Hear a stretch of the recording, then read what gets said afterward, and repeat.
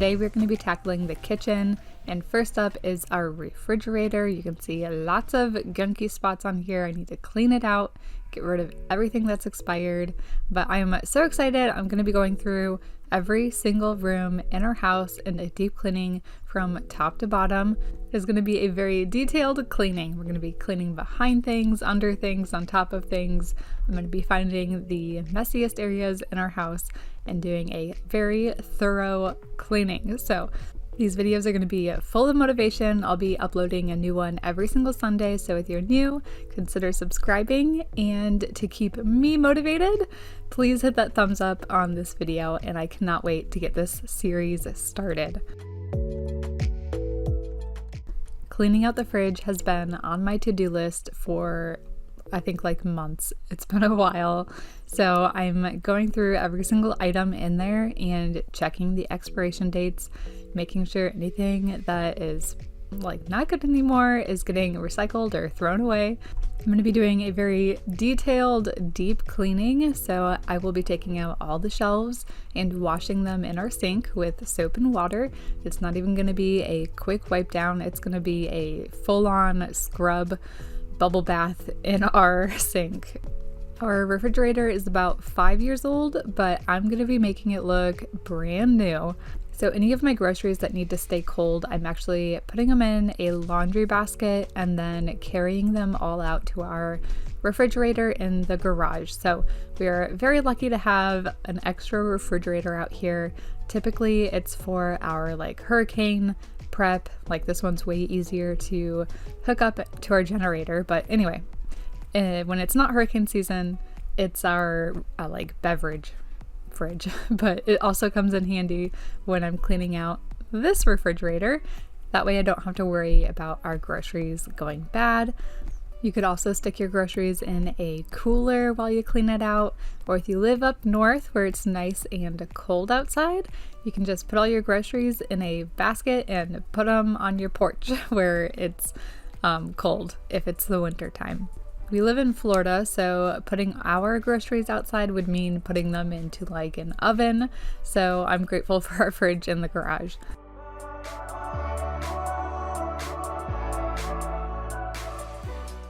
So to clean all the shelves in our refrigerator, I'm just using some soap, water, and a washcloth. I'm keeping it super simple and washing them as though they're a dirty dish. I'll also be drying all the shelves off before I put them back in the refrigerator. Whenever I'm doing a like quicker clean of our refrigerator, I'll just use like a spray bottle with water and vinegar in it, like half water, half vinegar, and a microfiber cloth, and wipe everything down super quickly. This is definitely more of a like deep clean with the soap and the water. I feel like I'm getting these like fresh and brand new when I clean them like this.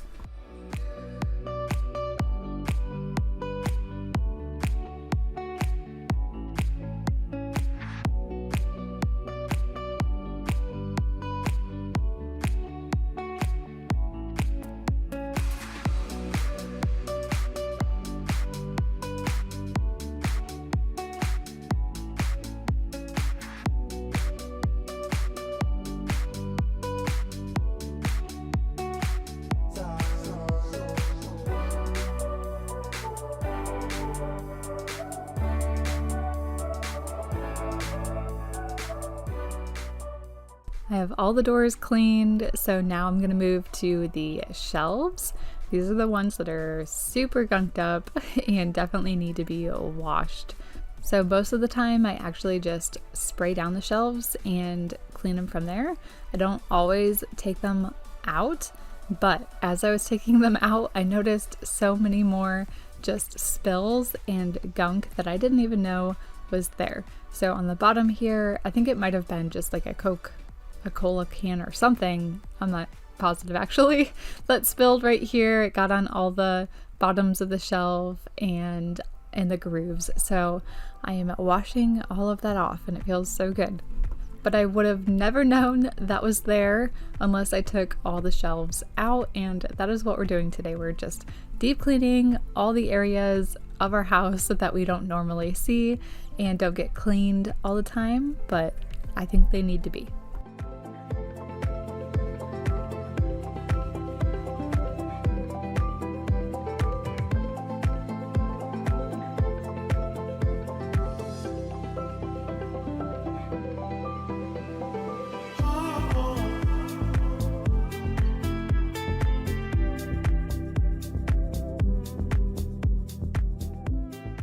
So the spray I'm using is in a Dawn Power Wash bottle, but it's kind of a DIY, like cheaper version of it. So the majority of it is just like water. It's like 3/4 of the way filled with that bottle with water. And then you do a 1/4 cup of like regular Dawn dish soap and a tablespoon of rubbing alcohol. And you mix it together in the bottle, and it's so easy to make. It doesn't even have to be like precise. I've shared it in like past videos, but anyway, that's what I'm using in that power wash bottle to clean off all of these shelves.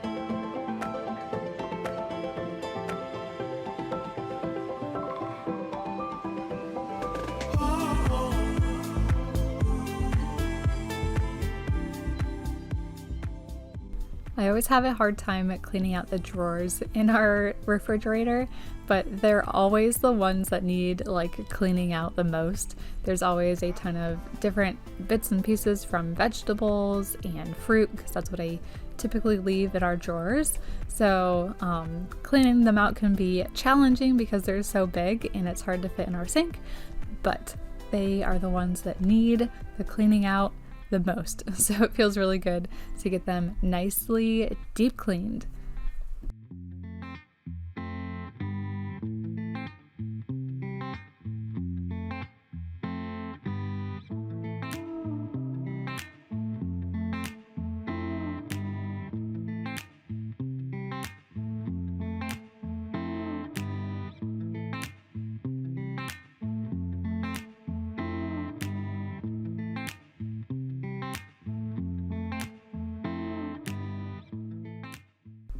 So I've saved a couple of like large bath towels. So these are like older bath towels that we don't use for like our baths anymore, but they work great for cleaning days like this when I need to do a lot of drying.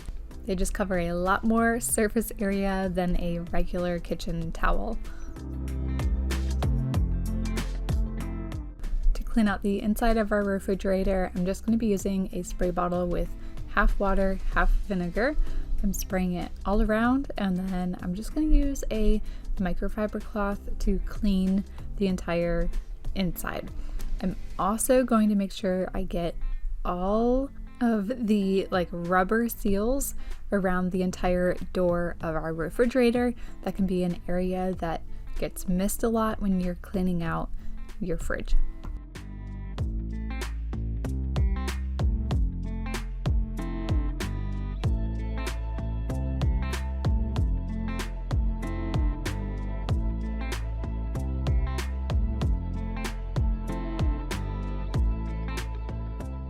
Here are all those spills that I would have never known were here in our refrigerator had I not taken out all the drawers and the shelves. Some of them I just used a little bit more of the water and vinegar mixture and sprayed it on there, let it sit for a little bit longer, and wiped it down completely clean.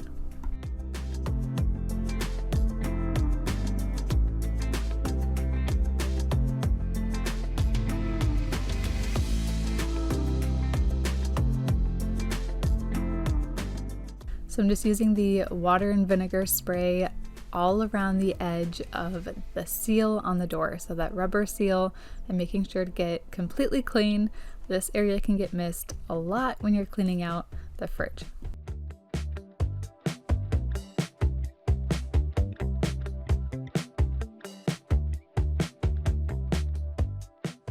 It feels so good to have our refrigerator completely cleaned, so I'm putting all of the clean shelves and drawers back in here now. It looks like new, and I still need to move on to the freezer side.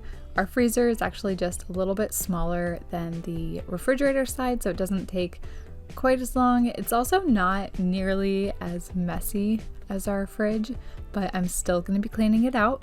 I am also going to be pulling out our refrigerator, cleaning behind it, and making sure to clean out all the coils and all the dust that gets clogged in there. You're going to be doing a very thorough cleaning. Here's our refrigerator the day after, when it was cold enough to put all of our groceries back in. So now I'm going to knock out the freezer side, and I'm doing this all before we had a grocery pickup order. That's the best time to clean out your refrigerator, is before you buy more groceries. So our freezer was definitely a lot more empty than it typically is, and it just made cleaning it out so much easier. So same deal I did with the fridge side, taking out all the shelves, all the drawers, exposing any crumbs or spills that I may not have noticed if I did not take out those shelves. Our freezer actually really wasn't that bad, and it's probably because most freezer items are in nicely sealed freezer bags, so it's not nearly as messy as the refrigerator, but nonetheless it still needs to be washed down and cleaned out, at least on a pretty regular basis. I'm curious how often you guys clean out your freezer. I probably do it maybe once a year, a nice good deep clean. And I try to, whenever it needs it, I notice that it's kind of getting grimy, I'll do a quick wipe down. But you guys will have to let me know how often you clean out your refrigerator and your freezer if you have a schedule. So I washed off all the drawers and the shelves with soap and water in our sink, just like the fridge. And now I'm gonna do the same thing in the inside of the freezer. I'm using just the water and vinegar in a spray bottle, spraying it all down, and then using a microfiber cloth to clean the rest. The microfiber cloth really helps in the freezer, I think, because with that condensation and the water, it can really drag the dust around. But the easiest way for me to pick it up is with a microfiber cloth.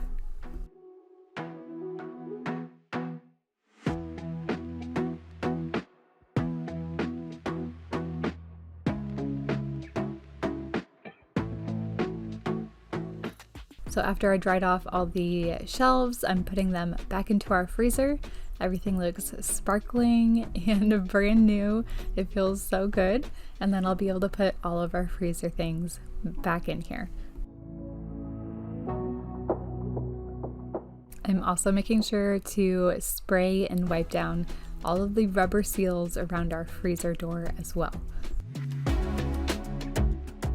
Now that I have the inside completely cleaned, it's time to clean the outside. So I like using the half water, half vinegar on all of our stainless steel. It's such a good, versatile cleaner. So spraying it on, just using I was actually out of microfiber cloths, believe it or not, cleaning out that fridge. I used up a lot. But anyway, I have some burp cloths, baby burp cloths from when my kids were little, and they work great as cleaning cloths. They're lint-free, and they do a great job at scrubbing. But anyway, I love the water and vinegar mixture on any stainless steel. It works great and leaves it completely streak-free.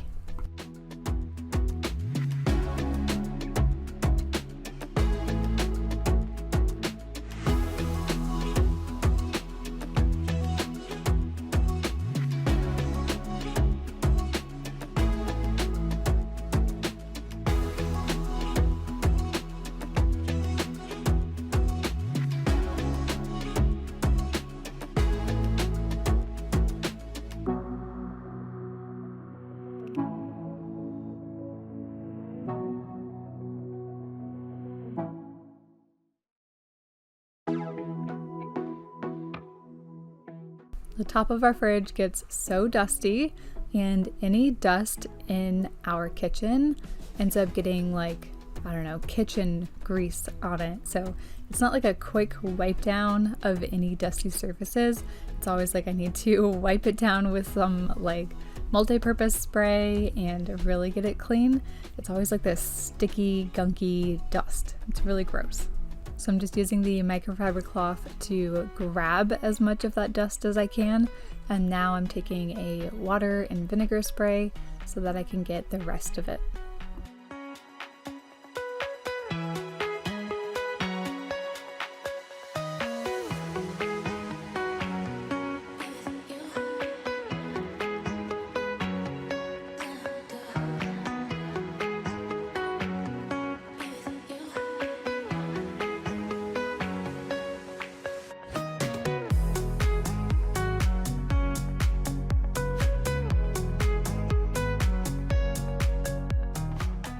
Time to see what we can find behind our refrigerator. So behind here I found a little magnet with a pig on it, a ton of dust, and a squished ornament from the garland I had up here during Christmas, and just even more dust. So I want to mention, before I brought out our refrigerator, I made sure to turn off the breaker and I unplugged it from the wall just to be extra safe. But I was able to get our vacuum back here and just suck up all of those cobwebs, all of that dust. There were some like random bugs back here, so it just felt so good to get this cleaned out. Our like coils, or where the air flows into our refrigerator, is actually on the front. Sometimes it could be on the back, so definitely check your refrigerator because you're supposed to like clean it out on a pretty regular basis because it gets really, really dusty.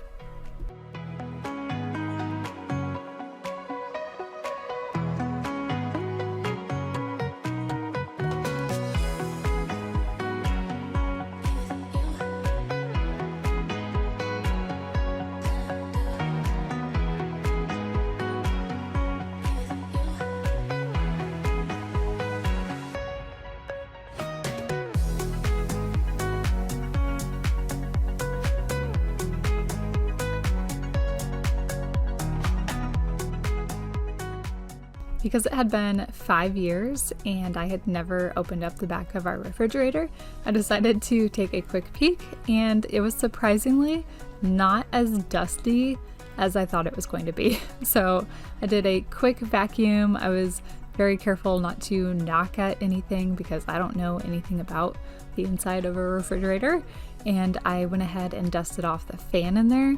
And then tightened it, but I was very careful not to hit or bump anything in there.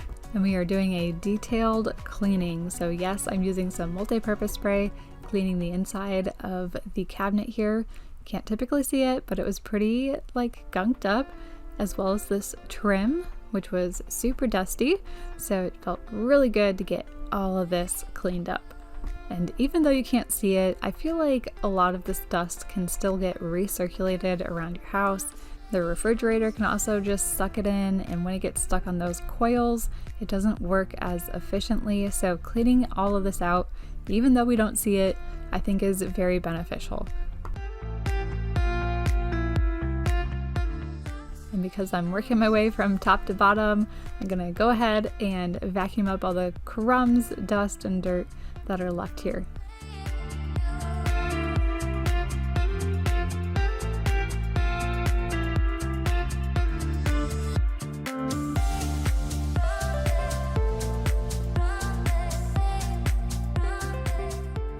If you have hardwood floors, I definitely recommend putting down some cardboard in front of your refrigerator before trying to move it. It will help protect your flooring. We have tile and our refrigerator is on wheels, so I really wasn't too worried about it like scratching up our floors. But putting down a piece of cardboard there to protect your floor is a good practice, and I definitely felt like I needed to mention it.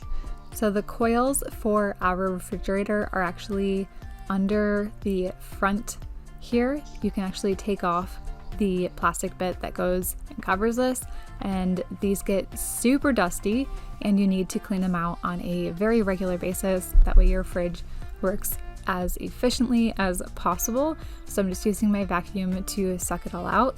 These weren't nearly as dusty as they have been in the past. I had just cleaned these out about a month ago for the first time, and I wish I had a video of how dusty they were, because it was like 5 years of dust blocking those coils and it was really bad. But I'm gonna stay on top of it now, and here is some footage of our nicely cleaned fridge, and I hope I was able to motivate you to get cleaning on yours. Now it's the next day. That fridge was a one-day thing for me. It took the entire day. And now I'm going to focus on the top of our cabinets. I wasn't going to at first, but I decided to take a peek up here, and it was a lot like dustier and messy than I thought it would be. So there were some like this sign. I thought I got rid of this a long time ago. There were some boards up here from, I think I was trying to prop up some Christmas decorations at some point, but now they're just covered in a bunch of greasy dust and I don't ever use them. So I'm taking them down. My goal is to have like absolutely nothing up here. I think in the future, maybe, hopefully, I would like to put like another set of shelves or cabinets above these cabinets. Just for like extra storage. We just have all this empty space up here, and I don't want to put any decorations because it's just going to get covered in dust anyway. So maybe eventually some cabinets, but anyway, here's everything I took down. I'll be donating this for sure, along with this tray, which is also gross. I will dust this off before I donate it, yes. And I'm going to get rid of these wooden boards.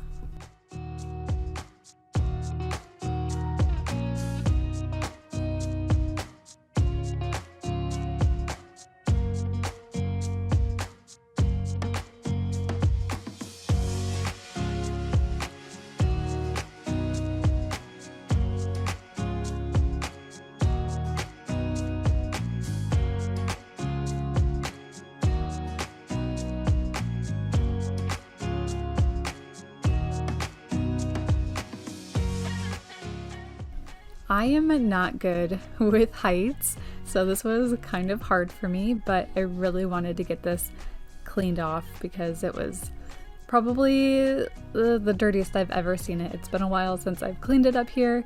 I have cleaned it off before in the past.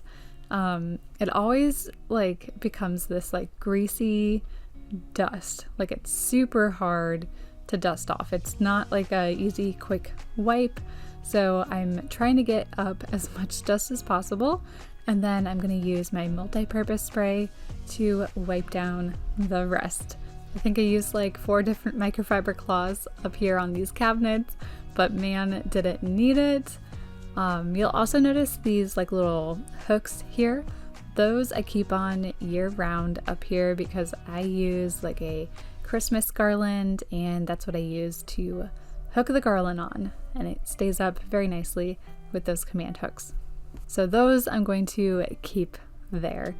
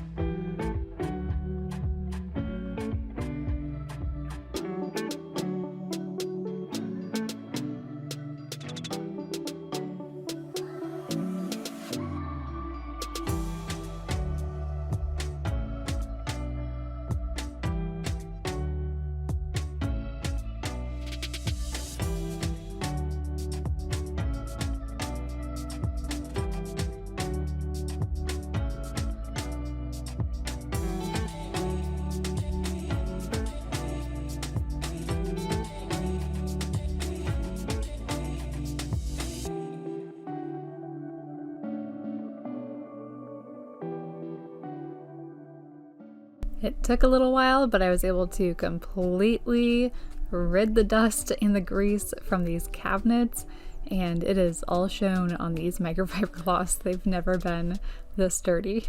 I'm working my way down. I'm going to wash all the outsides of these cabinets. I'm just using my Miss Meyer's multi-purpose spray.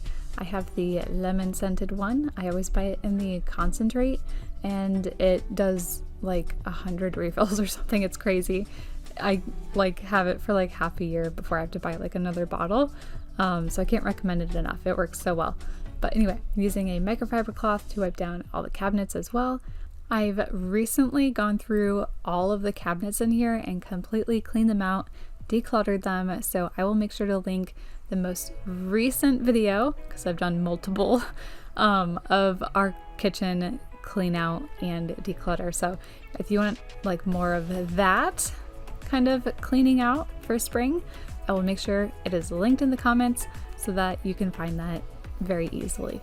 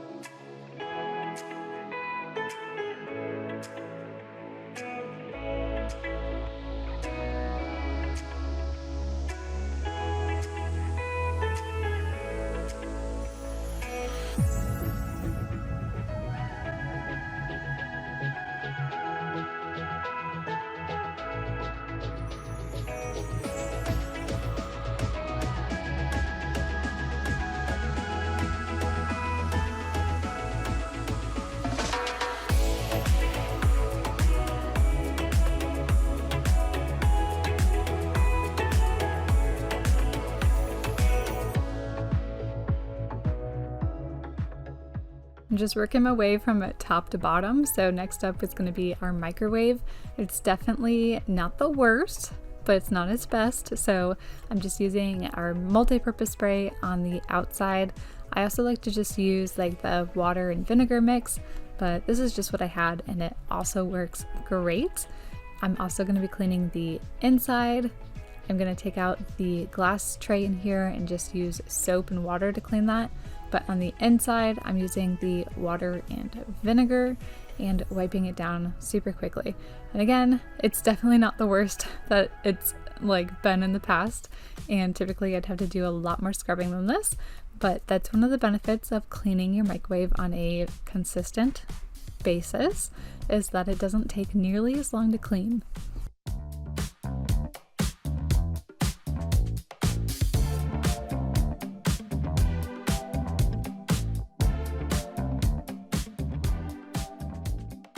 This is the glass tray for our microwave, so I'm just using my Dawn spray on it and scrubbing it down. Usually it just needs to soak for a little bit and it cleans off super easily. We are constantly spilling things in our microwave and it always gets gunked up, so I've lost count of how many times I have washed this off. Since I'm working my way from top to bottom, I decided to wash off our backsplash next. And I'm just using the multi-purpose spray again on our backsplash with a towel, just wiping down anything that has splashed on there, hence why it's called a backsplash. There's lots of like sauce marks and different things. It really wasn't too bad. We actually just put this backsplash up within this past year, so it hasn't even been like a full year in our house yet with this backsplash, but I am absolutely obsessed with it. My husband and I put it in all by ourselves, so I am very proud of it.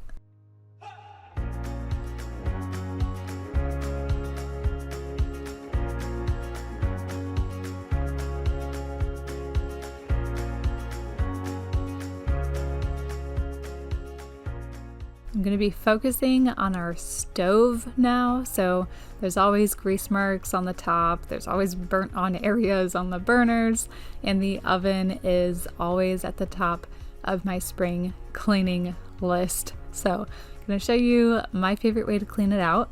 This top area, of course, gets cleaned on a very regular basis, We're always cooking here, so I clean this off very frequently. Taking off the knobs and wiping all of those down and getting behind where those knobs are makes it so much easier to clean the face of this and get it as clean as possible. It gets covered in grease, and the grease is always so hard to get up, but it always feels so good to get it nice and clean so that I can just get it dirty again with dinner. But anyway, to clean the glass top, I've just been using a razor blade, and this works great. So sometimes I have to just scrub at it a little bit more than other areas, but typically it does a really good natural job of cleaning off our glass top.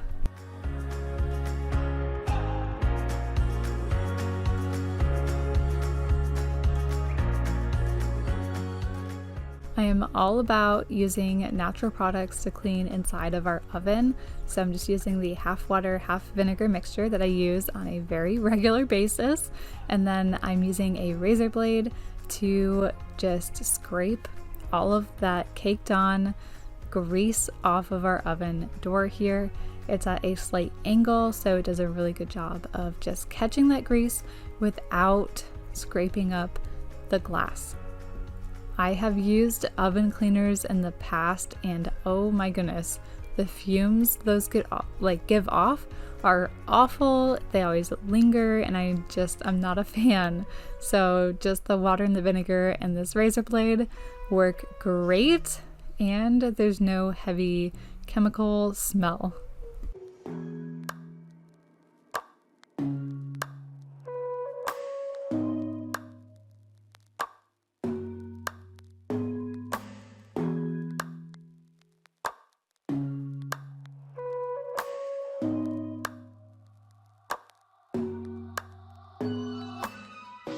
Just to top off the cleaning a little bit on the door, I was using a magic eraser, one of those like white magic erasers that you can clean with sponges. I don't know what else to call this thing, to clean off the rest of the grease, and this does a really good job of cutting through a lot of it as well.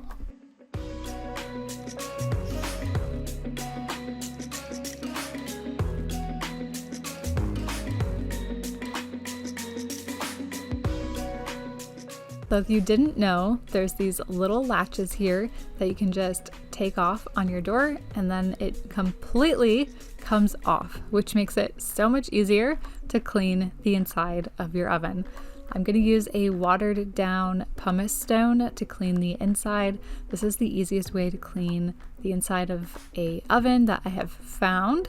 So I'm just kind of lubricating everything with the half water, half vinegar mixture in the spray bottle. I'm going to wipe up as much of the easily removable crusty spots as I can, and then scrub the rest of it with the watered, kind of lubricated pumice stone. Works great at naturally removing all of those caked on, burnt up areas that are just so difficult to clean out on your oven. And it's completely natural, which I absolutely love.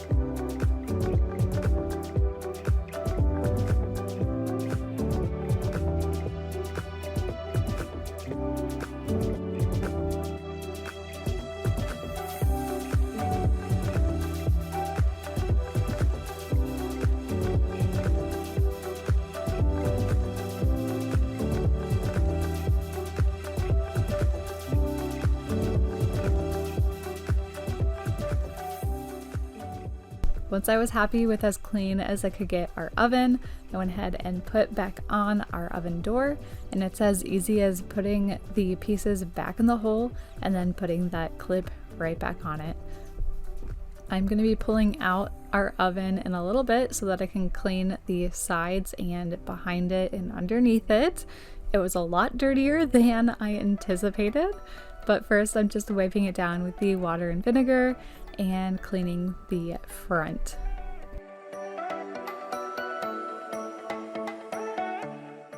So I turned off the breaker for our stove before pulling it out. And again, if you want a better practice, put down a cardboard sheet so that you don't scratch up your floor if you're going to do this, especially if you have wooden floors. But anyway, I just don't want to be the reason you scratch up your floor. Here's the side where all the crumbs and spills, they just seep down that small little crack, and it's impossible to clean it out. There are so many crumbs down here. I was like, oh my goodness, all these ants and cockroaches are probably having a field day down here. I'm surprised I don't see more bugs inside our house, but we're gonna clean all of this off and vacuum all of it up.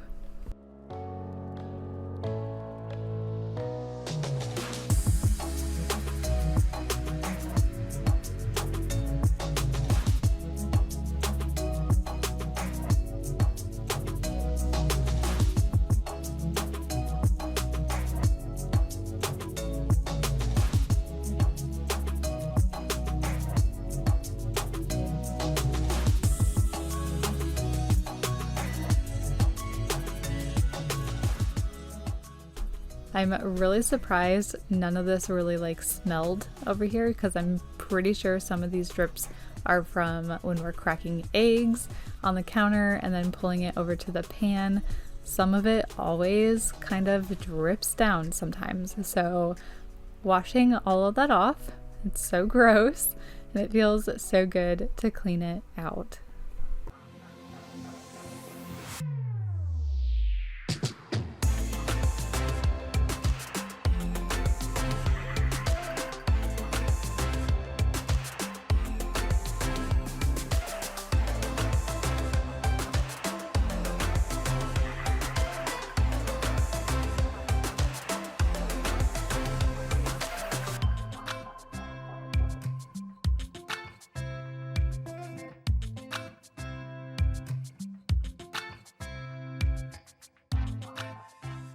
I was definitely surprised by how many crumbs, dust, and just things were down under here, and it feels really good to just vacuum it up and clean it out. And it really did not take that long, so I should probably do this on a more consistent basis.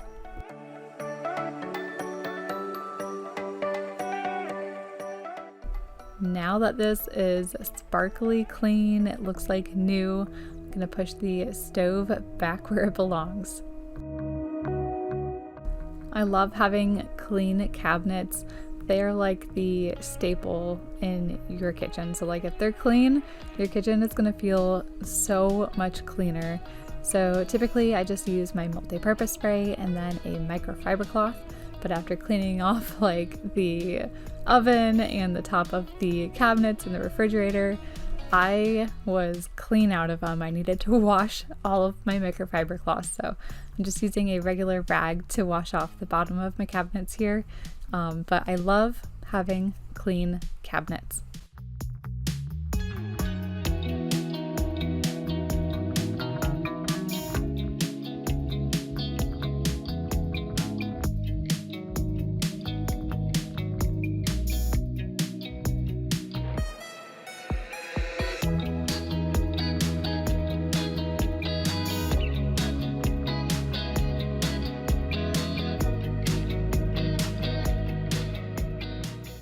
I was feeling really, really good about how clean our kitchen is, so I really hope this series is going to help you and motivate you to deep clean around your house. Definitely let me know in the comments what area of our house you want me to deep clean next. So I still have the cabinets on this side that I'm going to be cleaning. in this video. And our floors I'm going to be deep cleaning as well. And if you want to see a really good declutter of all of our kitchen cabinets, because I did do that recently, I will make sure that video is for you in the comments below so you can easily find it. I love having a clean and organized kitchen. It just motivates me to cook and enjoy time with my family so much more when our kitchen is clean. It's like the heart of our house, and I spend so much time in here. But anyway, let me know what area of our house you want me to deep clean next. I know we're definitely going to be doing like the master bathroom. We're going to be doing the laundry room. We definitely need to deep clean our washer and our dryer. Our back porch definitely needs a good deep cleaning. The list goes on. So I really hope this series is going to motivate you guys. I am so excited to get started on this.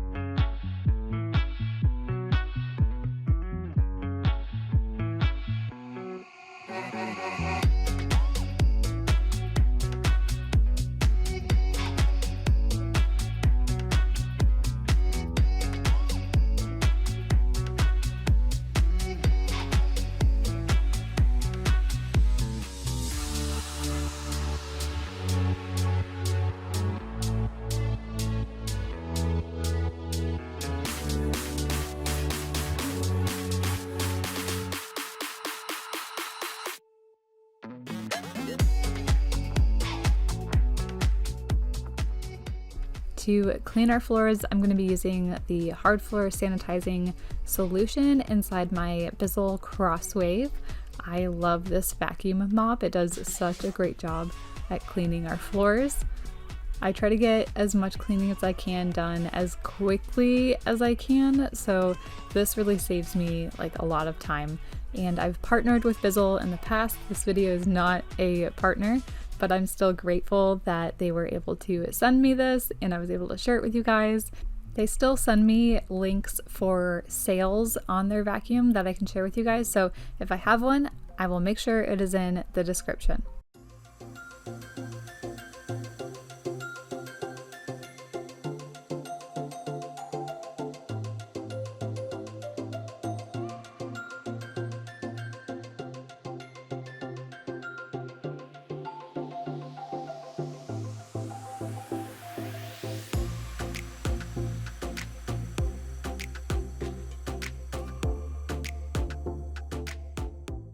Today we are going to be tackling our laundry room, so I will be doing a deep clean of our washer, which is much needed.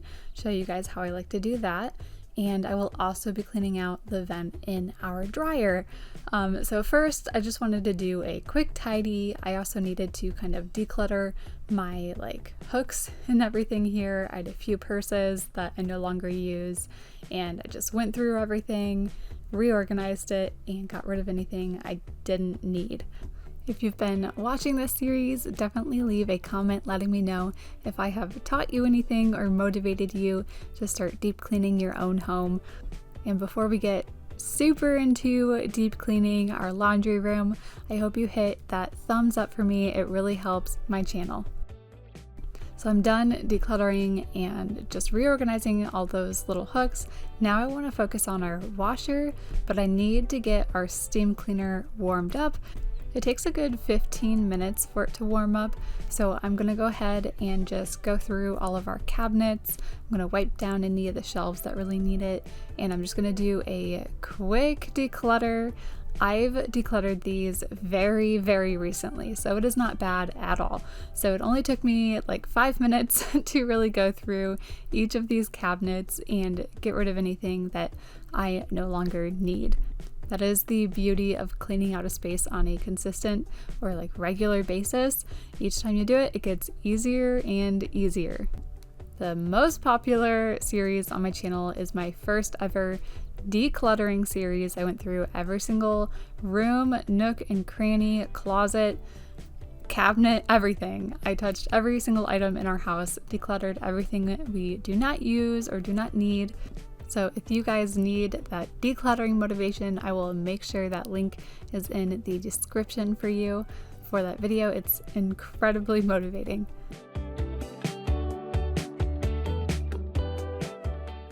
Summer vacation is really creeping up on us, so I'm curious if you guys have any summer plans, if you plan on going any vacations, let me know in the comments. We don't have any summer vacation plans yet. We recently had gone to Wisconsin just to see some snow and visit with some family, so we don't have any summer plans, but we are planning a big trip for our 10-year wedding anniversary. But that won't be until February, but I always start planning trips super far in advance.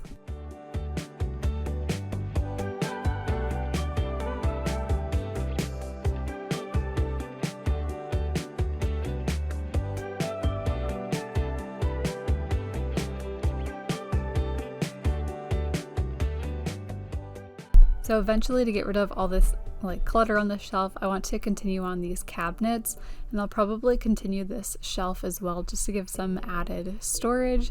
But until then, it's just that cluttered looking kind of mess. Now I'm going to move on to this closet. You can see this lovely dust bunny in here. It's been a little while since I've cleaned this out.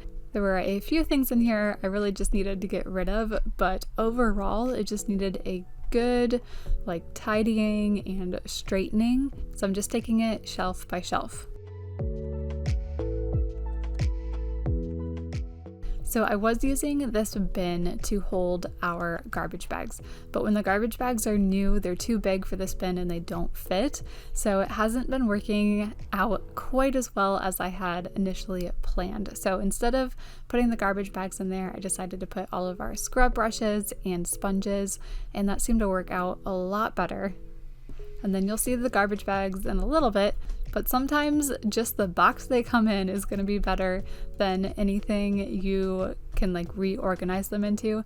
I like to be very realistic when I am decluttering and organizing spaces.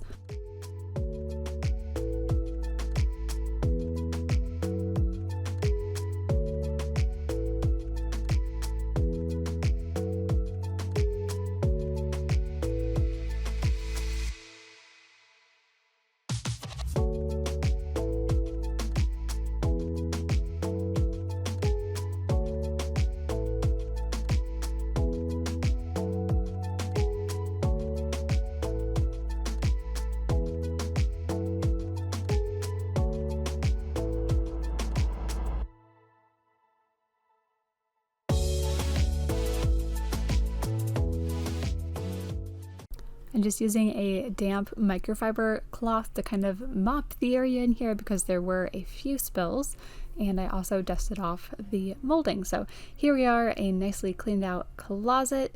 Here's everything I actually ended up throwing away today from this laundry room, and then I had a few things I was going to donate. Anyway, our steam cleaner is warmed up now. It is ready to be used. So I'm starting off by just dusting off our washer, just getting any of that loose dust off, and then I will use my multi-purpose spray. This is Miss Meyer's multi-purpose spray, and I will spray everything down. Our washer is filthy. There's just dirt, crumbs, and gunk everywhere, so I'm going to be washing all of this off.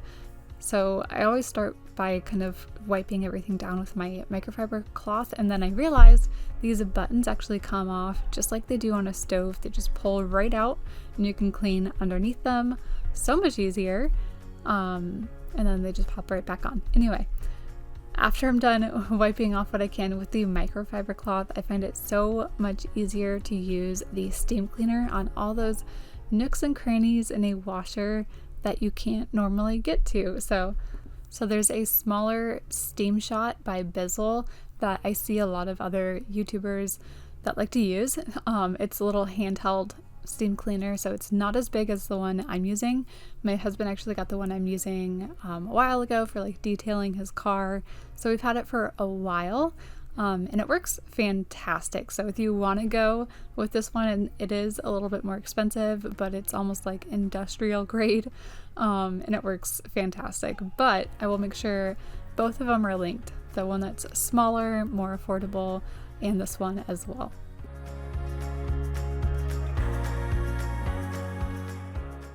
So now that I've wiped as much as I can down, I'm going to go ahead and use our steam cleaner to get an even deeper clean. There is this crevice behind this door that is super hard to clean out, and you can see all the crumbs in there, but it's so hard to get to. With the steam cleaner, it just like pushes all of it out so much easier and leaves my washer looking like brand new. I do have some rust spots on our washer. We have incredibly like hard water with lots of iron and like calcium and who knows what. Anyway, it ends up like causing our washer to rust a little bit, and I try my best to wipe it down whenever I can to keep it from doing that. But our washer is probably like 8 years old now, which I think is a pretty good life for a washer. But I will of course be using it until it dies. We've already replaced a few parts in it, but I like to take care of everything that I have.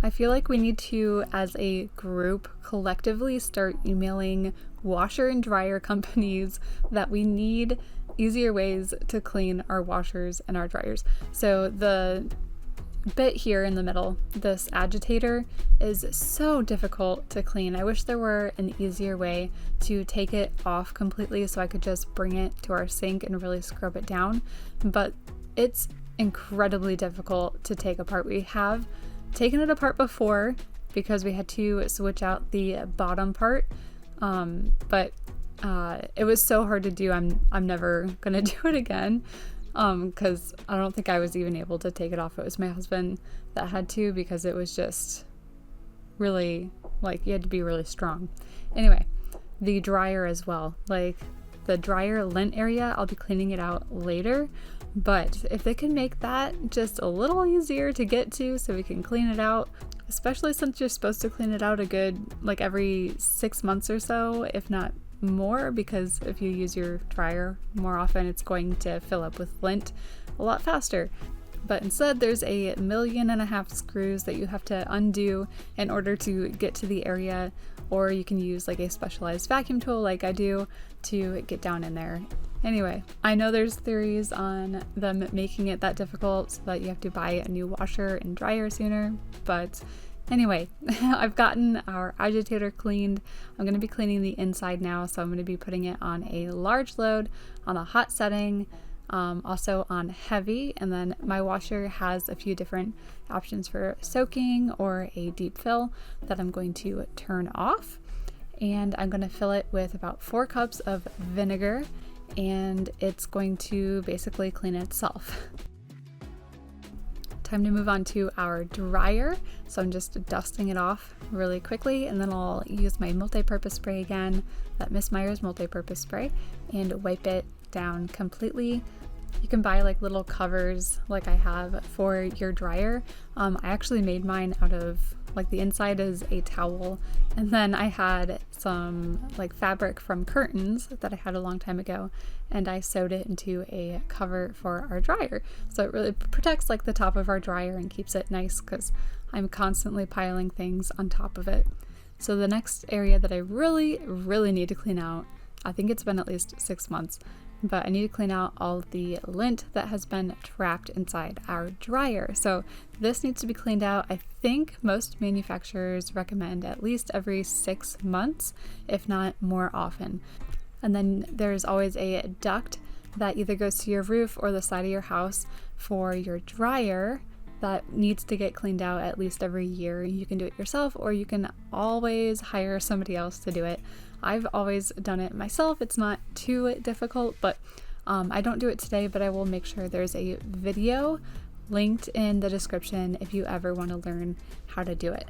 It's the same video I used to teach myself. But anyway, I just picked up this tool, and before I even get to it later, I'm not going to recommend it at all. It's awful.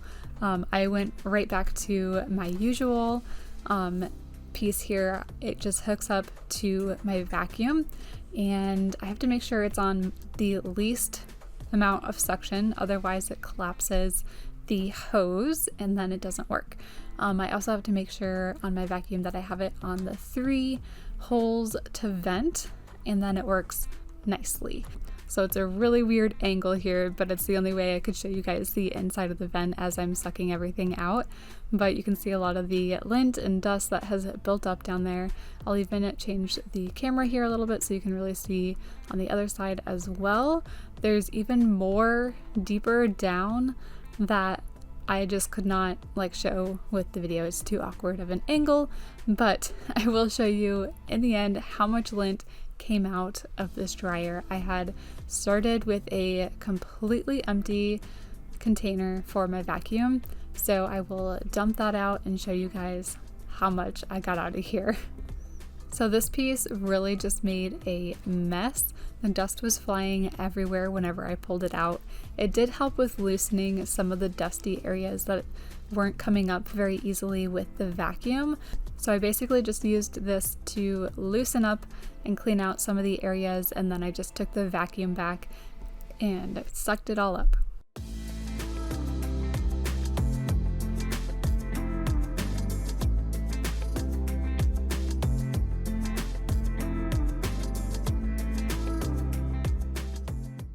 So the vent is as clean as I can possibly get it. So now I'm going to show you guys how much came out of there. So it's been about 6 months since I've cleaned out our dryer, and this is all the lint I was able to get out of there.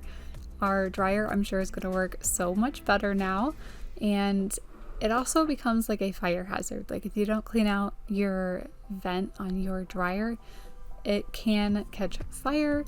I guess it is like one of the most common ways house fires can start. So make sure you are cleaning out your dryer vent. So I'm going to vacuum up this side of the laundry room, and then I will move the washer and dryer out so I can clean behind them. There's always a really big buildup of dirt and dust that ends up behind them. I usually find some socks and different things too. So anyway, our washer is done washing itself with that vinegar. It looks nice and shiny, and the vinegar also helps get rid of any mildew, smells, and different things inside your washer. So that worked great. Now I'm going to move them out so I can clean behind them. I did turn off the breaker, so our washer and our dryer are both turned off before I moved them.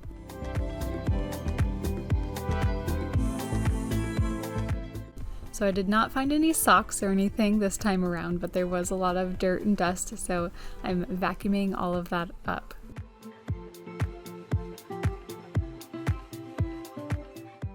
So here we are behind our washer and our dryer. It's all dusted and cleaned out. Feels so good, and I'm just going to move them back into place.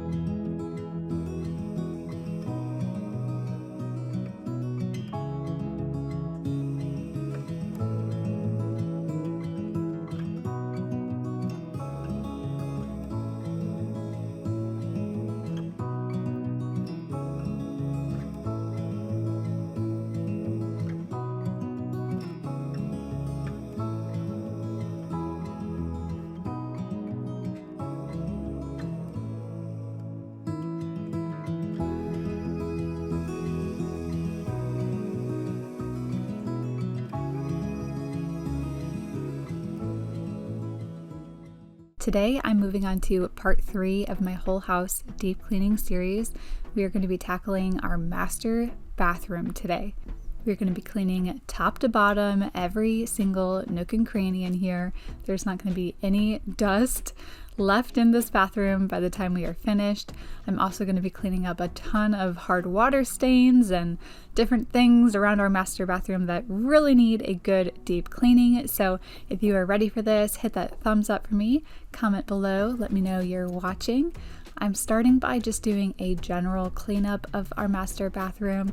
I'm making sure everything is where it belongs, especially all that laundry that always ends up piling up in here. So once I finish this really quick general cleanup, we'll get to that deep cleaning, and I'm gonna start from top to bottom. So first things first will be the vents, like all the fans in here. Those are so good to clean out, especially because they just get so dusty and they actually become a fire hazard. So it's really, really good to dust out your fans in your bathroom. And while we're cleaning up together, definitely leave a comment letting me know how your Mother's Day was. What did you do? I am going to be uploading this video on Monday since Mother's Day is on a Sunday. Mother's Day should be a day full of rest and relaxation and basically doing whatever you like to do. I'm recording this voiceover before Mother's Day, but I am planning on having a breakfast with my mom, and then the rest of the day I'm planning on having like a at-home spa day. I'll be painting my nails. I never get to do that. I'll be taking a nice warm bath in our tub in here with some candles and maybe a glass of wine. So I'm planning on having a very relaxing day.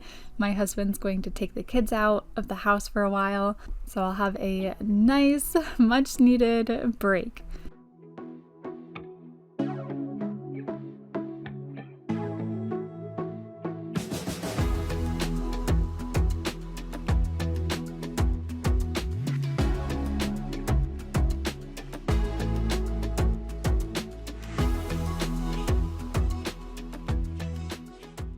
So we have two vents or fans in our bathroom. There's this main one in the large area, and then we have another one inside the water closet, which is where the toilet is. I started off by using this little handheld vacuum, and it hardly did anything. I had actually gotten it as like a white elephant gift for Christmas, so I didn't have too high of expectations for it, and I'm gonna end up donating that because I just wasn't very happy with it. Didn't really work at all. So I ended up just using a microfiber cloth around the whole thing. And this guy I will definitely link. My husband actually got it a while ago. It's like a little air, compressor. It shoots air out really high, and it just blows things out nicely. It's a lot easier to hold than like one of those compressed air containers. And it just recharges and you just reuse it, so it's great. I also use just a small little brush to try and dust off different areas inside this vent. There may be an easier way to get to everything, but there definitely wasn't from what I could tell. So here's our lid, and it's super dusty. I ended up just using my small brush to kind of scrub it clean with some water and a little bit of soap, and that made it look completely brand new.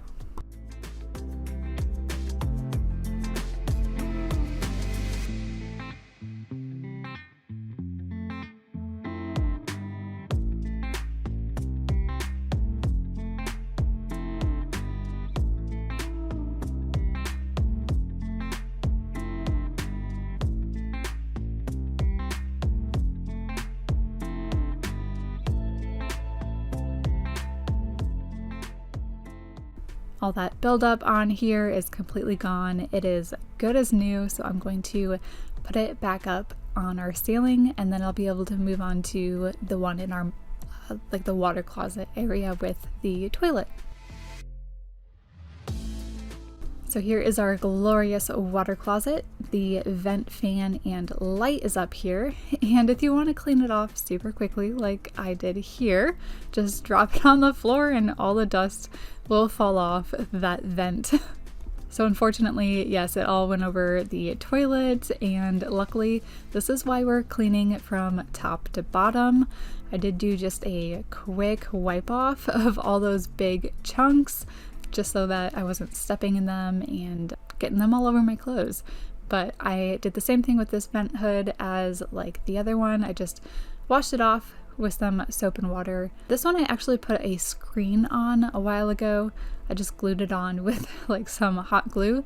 I felt like bugs were like coming through. I don't even know if that's possible, but we actually had a huge problem with these giant wolf spiders getting into our master bathroom, and I am deathly afraid of spiders, and these were like massive. They had to have been like 3 or 4 inches, like huge bodies, like thick wolf spiders. We get a lot of them here in Florida, and they're not poisonous or anything, but they are just creepy as heck.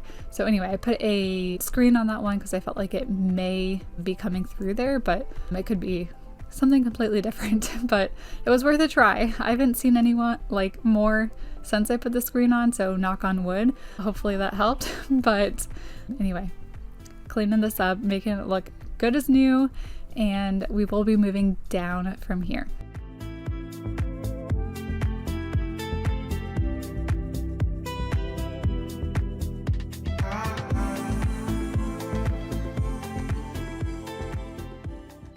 More dust had fallen on top of the toilet, so I was just wiping all of this off quickly.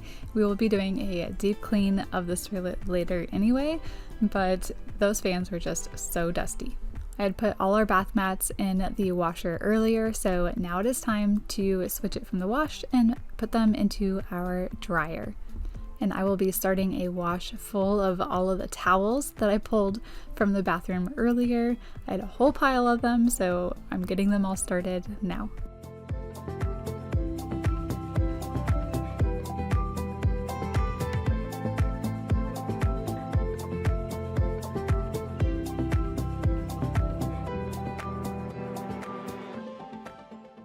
Okay, so I have a just bowl full of distilled water, and I want to make it as warm as possible, so I'm just heating it up in the microwave.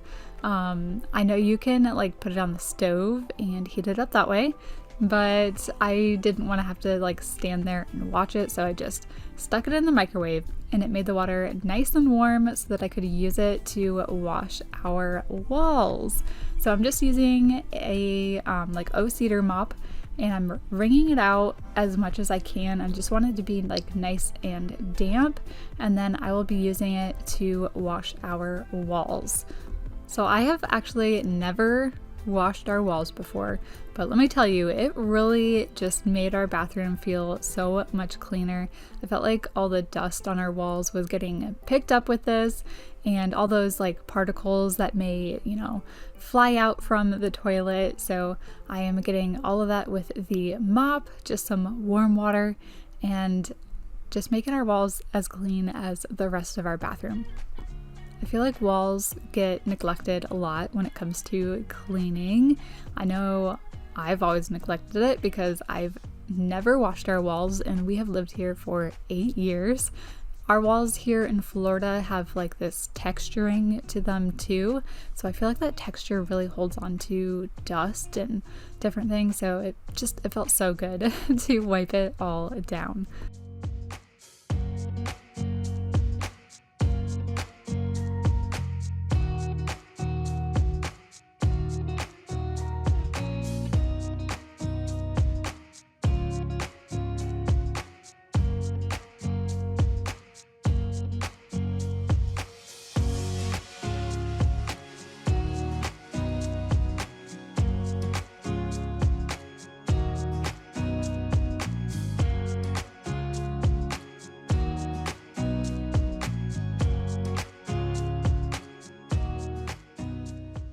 I'll be washing the walls here in the larger area of our bathroom too, but first I wanted to dust off all the light fixtures and everything just because they were covered in dust, and I didn't want to get like big globs of dust on our mop head or anything, so I'm dusting these off first.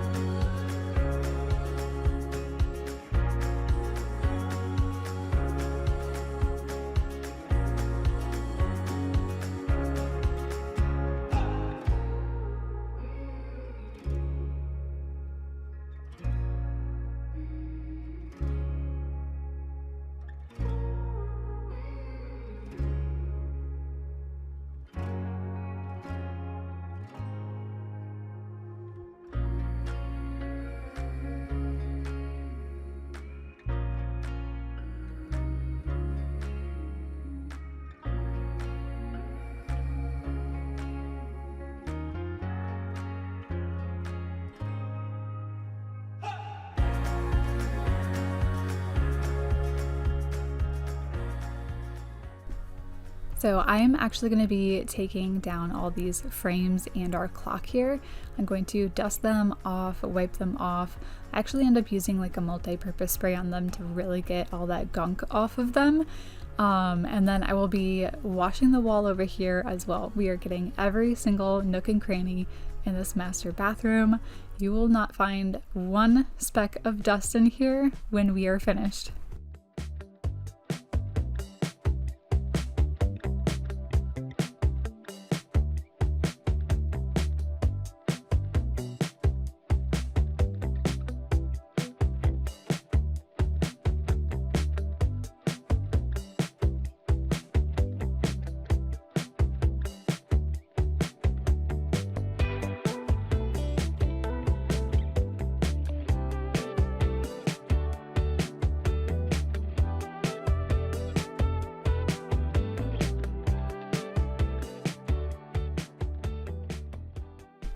I went ahead and grabbed our vacuum for all these nooks and crannies that were just full of bugs and like cobwebs. So I'm going to suck all those up before using a multi-purpose spray with some microfiber towels later.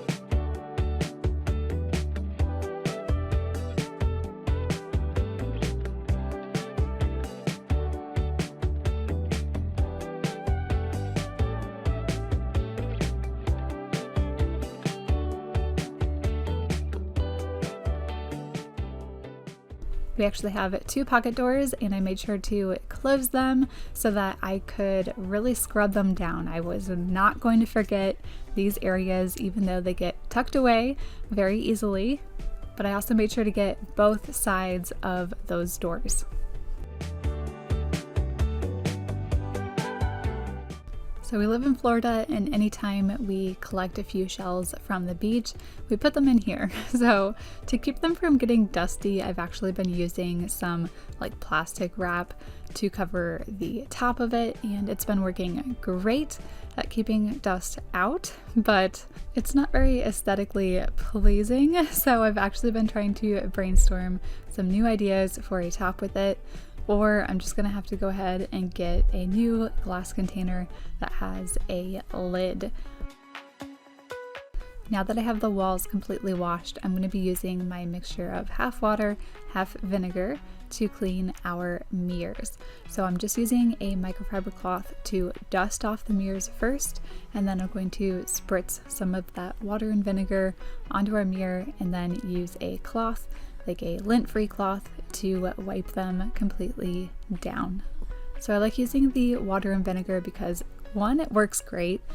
The second reason is because it is like so cheap. It's so much cheaper than any other window cleaning product you will ever get. And then it's also completely natural. So I don't have to worry about any of those chemicals or anything. I'm gonna take everything off of my vanity before I clean the mirror over here, but this plant has been in here for a while. It is super dusty, so I ended up just sticking it under our water faucet and just washing it down, kind of rubbing it with my fingers a little bit and trying my best not to get the inside of the pot wet. This worked pretty well for getting all that dust and grime off of that plant. And then I'm going to wipe down and dust off all of my products. I'm going to wipe off all the just excess dried on like lotion and conditioner, all that gets gunked up on the bottles.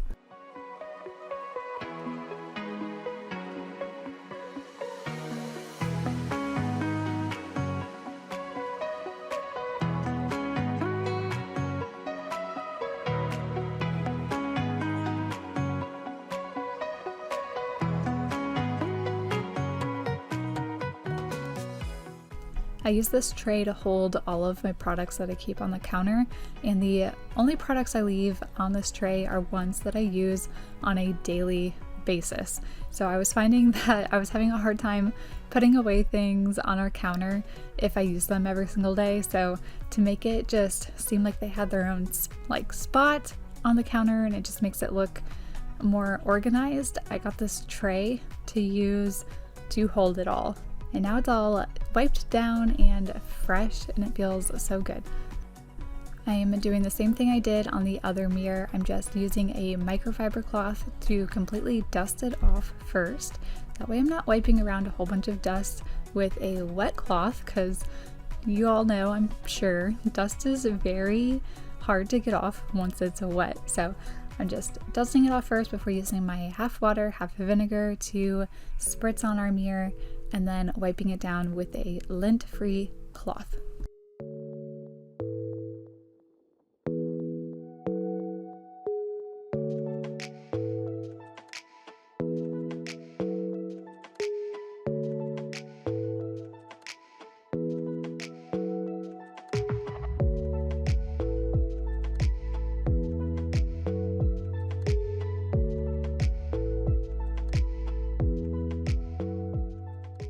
I always check the camera by the time I'm done because it will show all the streaks that I missed. Time to deep clean these counters. So I'm starting with just a multi-purpose spray, and I'll use my microfiber cloth to completely wipe it down. So our counters in our bathroom are actually granite. Our house is very builder grade, and which is nice because all of our like cabinets and our counters, they match even in the bathroom. So our bathroom counters are the same granite that is in our kitchen, and I love the counters. What I do not love is our hard water. We have a well water system and I struggle with hard water all the time. So this is what I like to use to try and get rid of all of these hard water marks, and I will make sure it is linked in the description. I use this on everything. It works great on stainless steel. It works great on our like granite countertops, but all of those hard water marks get completely removed with this product. I also use it in our shower on our glass, and you'll see how well it works in there later. So it does take a little bit of elbow grease, but all the hard water marks are completely gone. I also get a lot of hard water stains on the drain in our sink, so I'm also going to be using this right here and scrubbing it down. I actually ran out of space on my phone, so I didn't realize it stopped filming, but I do clean the other drain and you'll be able to see like it's completely free of any hard water marks. And because our counters in here are granite, I like to seal them at least once a year. So right now I'm just dusting everything off with my water and vinegar and just making sure it's completely clean before I use my granite sealer. And every single sealer is going to come with its own instructions. This one you just spray on, you wipe it in nicely, and then buff it off with another cloth. So this one you do like 3 or 4 times, and then you get a nice good seal. And the best way to test if your granite is nicely sealed is if you can move water around on it and it makes this nice bubble.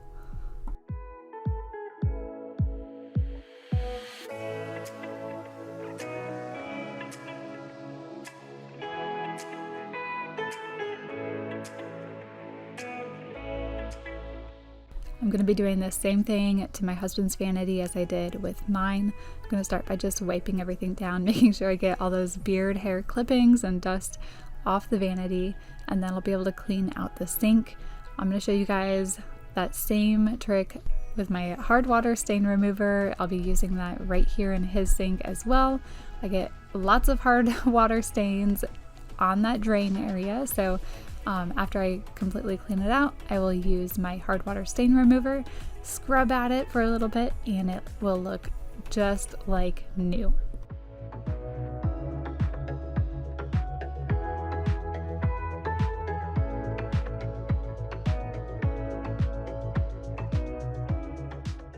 Hard water can be so frustrating, but with this stuff, it makes cleaning it so much easier.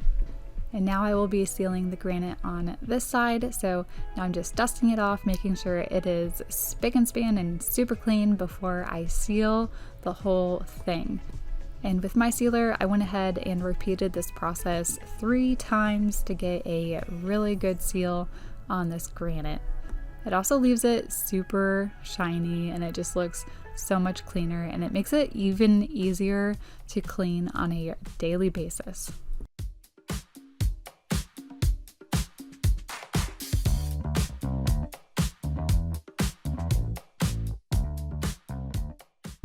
Time to move on to our glorious shower. So here's where you can see lots and lots of hard water marks because this glass does not hide them. So I'm going to start by completely emptying our shower. And this is the first time I actually tried an SOS cleaning pad. It did say you could use it on glass shower doors, and I will be using my same hard water remover. So you start off with it just wet, and then I squeezed some of that hard water remover onto my SOS pad and scrubbed at our glass door. This is 100% an arm workout. I just switched back and forth between my left and my right arm with how much scrubbing I was doing. I have yet to find a hard water stain remover that doesn't require at least some sort of scrubbing. The tile we have in our shower is also a natural stone, so I have to be super careful with what I'm using to clean in here because it will etch the stone tiles in here. So this one is gentle enough on our tile that it doesn't do anything to it. You can even use it on the tile, but it really gets rid of all of those hard water stains.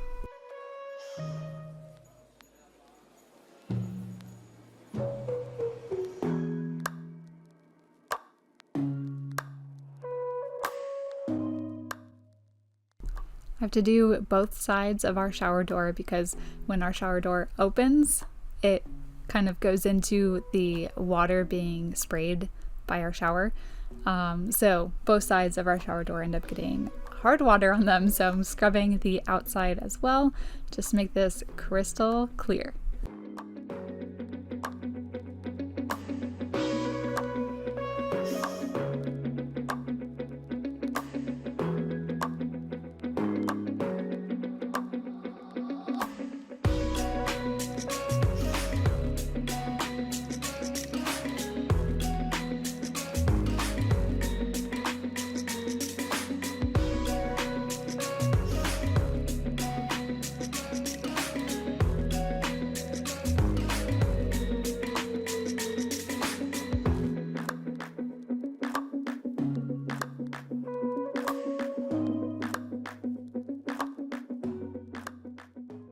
And since this is a true deep cleaning, I'm trying my best to get everything looking like brand new. I went ahead and did a second pass on our door here because I could still see some of the hard water marks. There weren't a lot, but I could still see a little bit. So I just wanted to make sure I got rid of every single one. I also noticed I could kind of run my finger along and I could see through better to see if there were any hard water marks. So I could scrub at those areas. I still saw the hard water.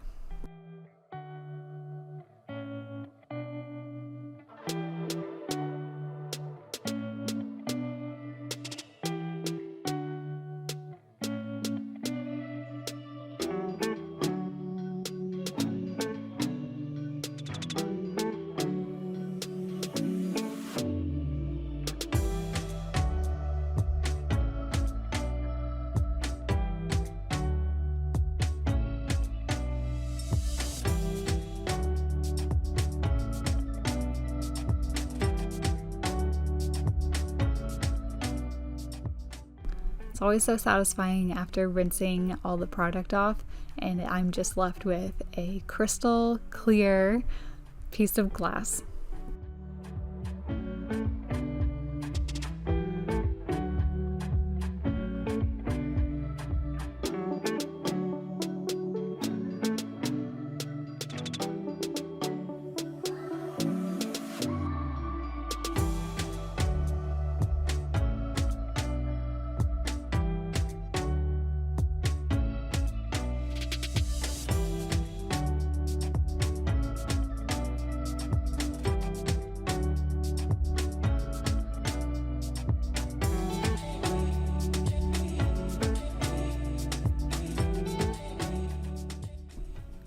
Some of the tile on this little display wall in our shower, it was starting to look like hazy because of the hard water stains.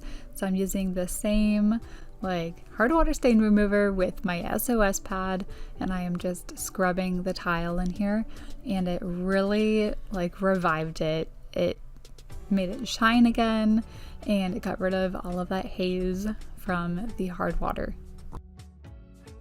The rest of our shower, I'm just using my Dawn Power Wash spray, and I am spraying it everywhere in the shower, and then I'm using my Scrub Daddy sponge to scrub at the rest of the tile and the grout in here. I love our shower until I have to clean it. Cleaning it is definitely one of the biggest chores. But man, it feels so good when it is clean.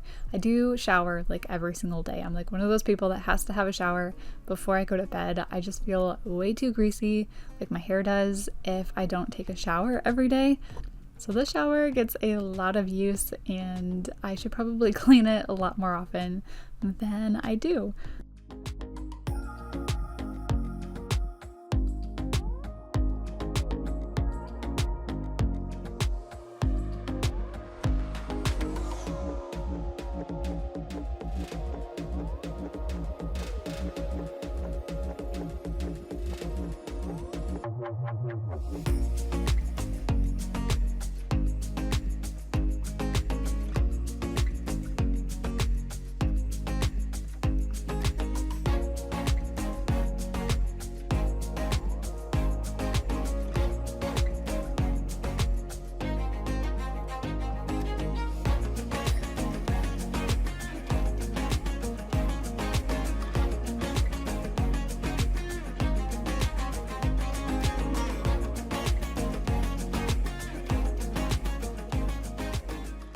So after I'm done cleaning our shower, I like to rinse it off with, of course, water, but I use a squeegee to help get all of that like soap and product down the drain so it's not sitting on the floor in here.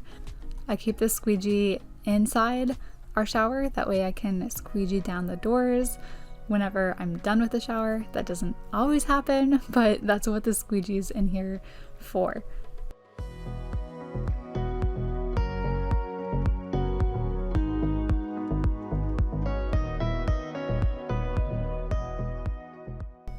Our shower has been completely deep cleaned. Now I'm gonna turn my focus to this bathtub, and really it's not too bad if you look at it, but if you touch it, you will find a huge layer of dust. So I'm just using my microfiber cloth to try and capture as much dust as possible. And after I get rid of all the loose dust, I'm going to use my multi-purpose spray and a new microfiber cloth to really wipe everything completely clean.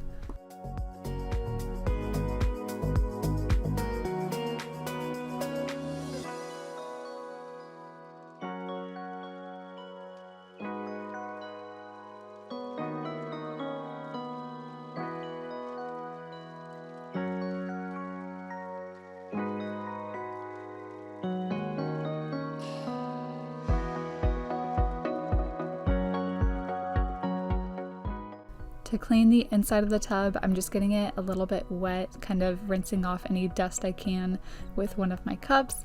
And then I'm using my mop to scrub down the sides and the bottom. Using the mop for our tub really saves my back, especially since I did all that scrubbing inside our shower. It felt really good to just use the mop in here.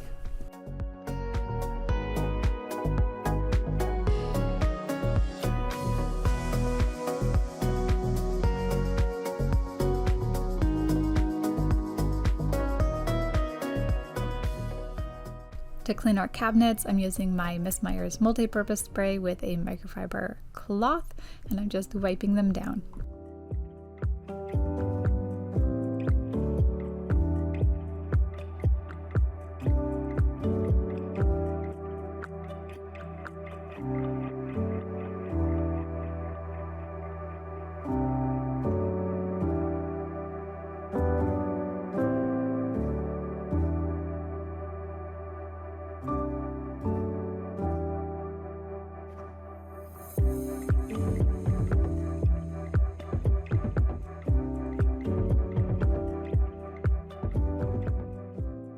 I am really bad at dusting off our molding, so I am detailing that right now. I'm making sure I get every bit of molding in our master bathroom.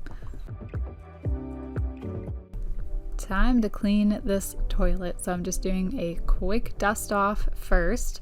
A lot of the dust had finally settled completely in here from when I was cleaning that fan and the walls and everything. And then I'm going to use my Clorox wipes to wipe down every square inch of this toilet and making sure to get the back of it too. I actually do that on a pretty regular basis.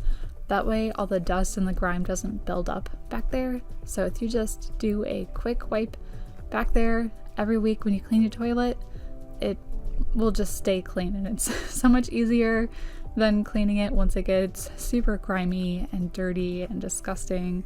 I've been there. Clean it off and then just keep it that way every week. You can do it.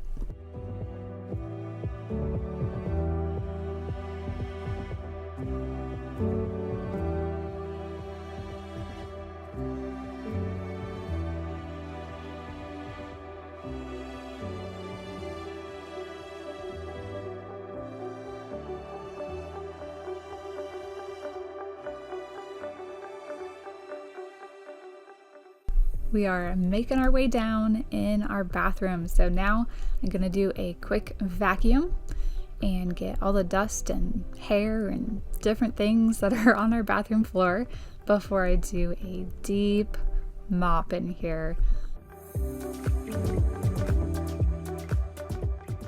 So I'm moving on down to our floor. It's our last area in the bathroom that I need to clean.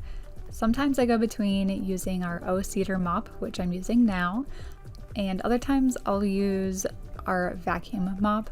But this time, since we're doing a true deep cleaning, I'm using the warmest water I can with a little bit of Miss Meyer's multi-purpose spray, and I'm using the cedar mop so I can get into every single nook and cranny in this bathroom and just get it as clean as possible.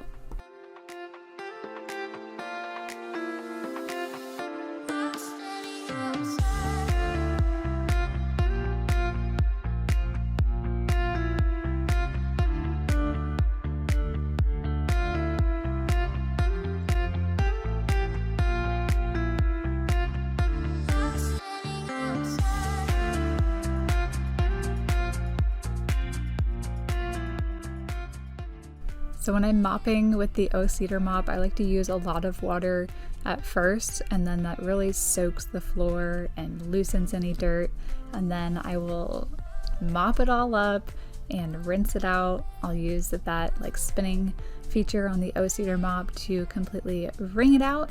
And then I will do another pass on the floor to get it as dry as possible. It also picks up any of that dirt and water. You know, it's mopping. I'm describing mopping, but anyway, here we go.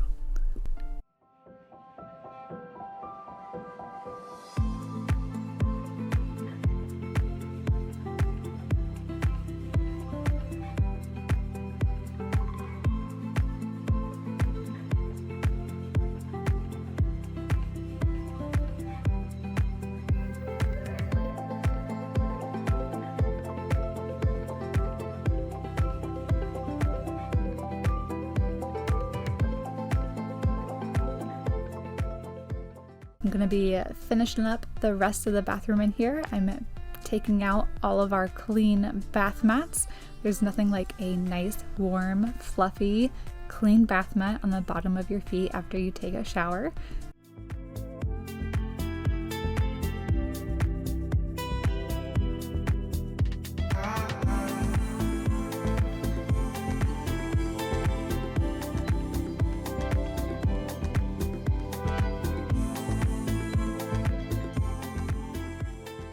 Today I will be reclaiming my master bedroom closet.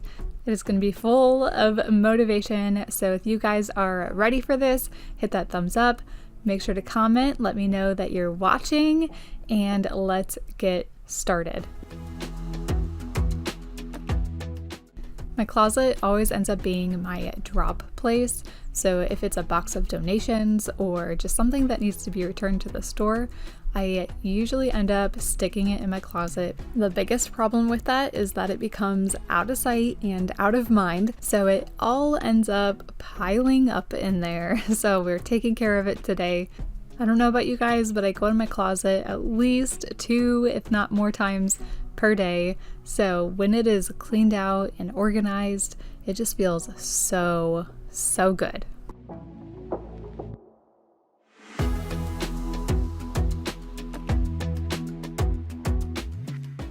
My favorite way to clean out a space is to literally take absolutely everything out, and sometimes I'll do that all at once.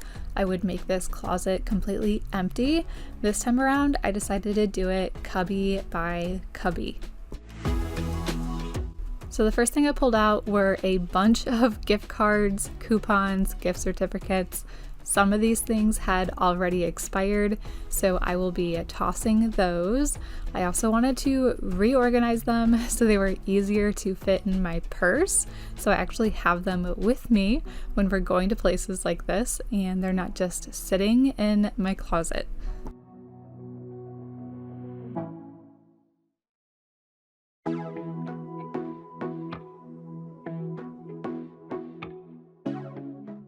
So I just used a couple clips and clipped them all together so I can fit them in my purse. Next up, I have my work bag. I had kind of gone through this recently before, but I hadn't done a deep clean out. I have a lot of folders and binders, and there were a lot of things in these binders that I had not realized I was still holding on to. One of the things was my orientation schedule from 10 years ago when I got hired. It's kind of fun to look back on, but at the same time, I definitely did not need to be holding on to this. So instead of quickly going through this bag like I normally do, I literally went through every single page that I had in there and asked myself if I was actually going to use it or if it was time to recycle it. So I ended up getting rid of a lot of papers that I no longer needed.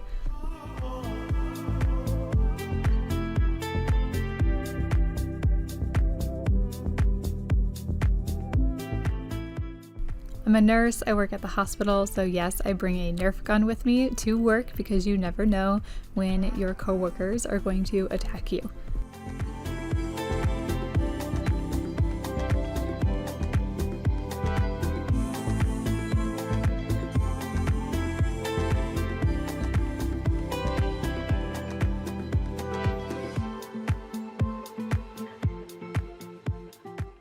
So this bin is actually just full of my holiday shirts. So Christmas, Halloween, those are kind of the only holidays I buy shirts or pajamas for. And I will be upgrading this bin. So this is a smaller one that they're currently in, and I had an extra one from my kids' playroom. So I will be putting it into the 13-inch bin. I think the one I had them in was a 10-inch, but anyway, I will also be making sure to pull out any of the Halloween shirts from, gosh, what has it been, 5 months since Halloween and Christmas and everything. Get those out of my everyday shirts and finally put them away.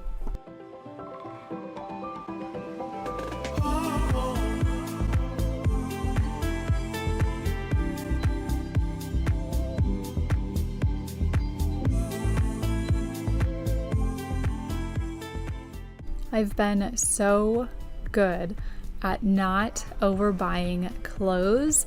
That can be very difficult for me, but I've been trying my best to hold out until I actually really need something.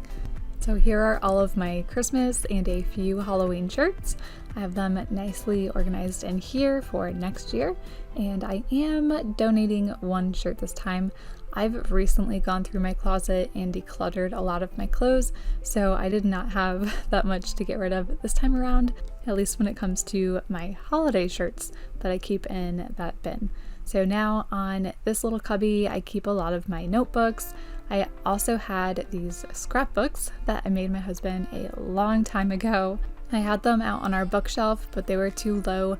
My kids kept getting into them and ripping them apart. They are 5 and 3, so they're a little bit older now, so I'm gonna finally put them back out onto our bookshelves. I also found a spot that was a little bit higher, so they can't reach them and go through them without some help. There are some things I feel like I can easily collect, and notebooks are definitely one of them. But again, I've been so good at not just buying notebooks because I think they look nice or I have no use for them other than they look pretty. So unless I have a need for that notebook, I will not be buying it. I've been really, really good. So if you haven't noticed already, I'm a very organized person.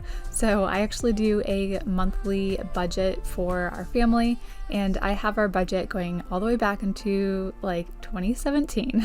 Again, it is super cool to kind of look through, and I'm going to be scanning some of these pages just for some references for myself, but I do not need to keep these like hard copies of our budgets from like almost 10 years ago. That's way too many and not necessary.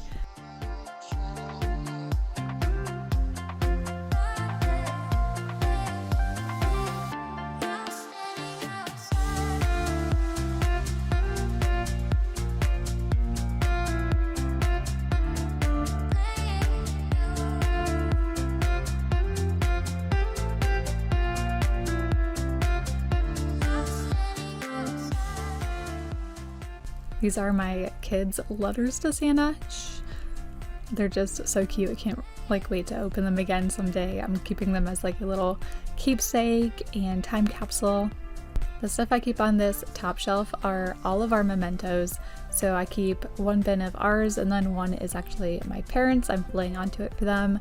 And then this clear bin that I had in the middle, I took down. It's actually all of my husband and I's wedding little keepsakes and mementos. I've been meaning to. We just celebrated our 9-year anniversary, so I've been meaning to for 9 years to put this into a shadow box. That way I can hang it on the wall and actually enjoy it rather than it just be shoved away in a box at the top of our closet. I cannot believe these are still like intact. There's some marshmallows in there and chocolates. They were like our little party favors. That bag must be sealed very well since no bugs have even like touched it, thank goodness. And I have my shoes here. Unfortunately, a lot of the glue on it has started to yellow and different things, but I would still love to put this in a shadow box. So instead of putting it back at the top of my closet, I decided to put it on top of my dresser inside of our room. That way I'm looking at it every single day, and I will make it into a shadow box.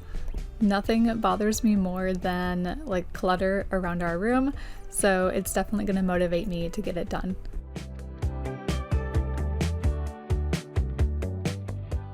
I'm going through the clothes on my left side of the closet one by one, making sure there's nothing in here that I no longer wear or use. I have been the same size since I was in high school, so I have been notorious for holding on to things because they still fit, but I no longer wear them because they are just not my style anymore. That is no more.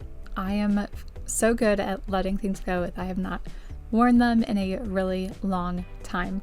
I've also been better at, like, if I put something on and I don't like how it looks, I'm not just gonna hang it back up. I'm going to put it in the donation pile right away.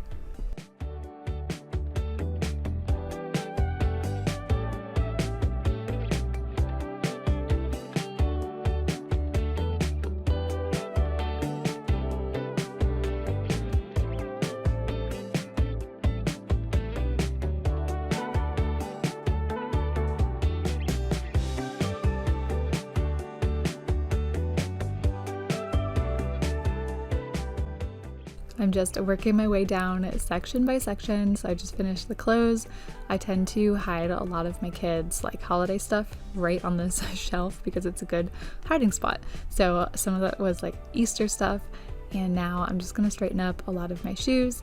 I'm not a huge shoe person. Like, I'm really like set with a couple high heels, a couple dress shoes, and a couple like flats and tennis shoes. I also have a few that are like my everyday shoes that I wear on a regular basis. I keep those in our laundry room because it's just easier to get to. But the easiest way not to get a whole bunch of things is just not to go out shopping. So I haven't been out shopping and browsing stores that much very recently. The only time I go is when I actually need something, and then I try my best just to get that item. For my own convenience, I have designated one of my bins in my closet for like gift wrapping or just a quick bag to throw a gift in. Sometimes I am a procrastinator, okay? So I will order the gift off Amazon. It'll come probably the same day one of my like kids' friends' parties are, so I need a bag quick to throw it in, and that is why I save some to recycle for that reason. And it has its designated spot, so I'm not keeping more than I need.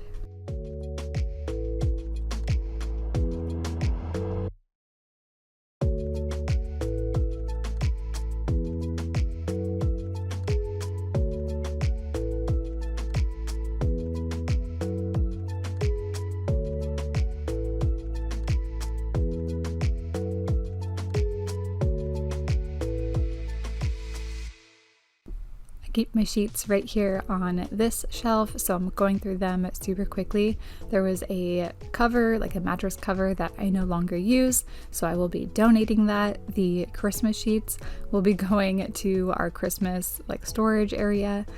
I just needed to put away one of my pillowcase covers, so I'm taking the chance to show you how I like to store my sheets. So they are folded, and then once they are nicely folded, I stick them inside one of the pillowcases, and it just helps keep them all together, like the set is all together, and it just looks so much nicer. So any chance I get, I always show this because I just love it so much.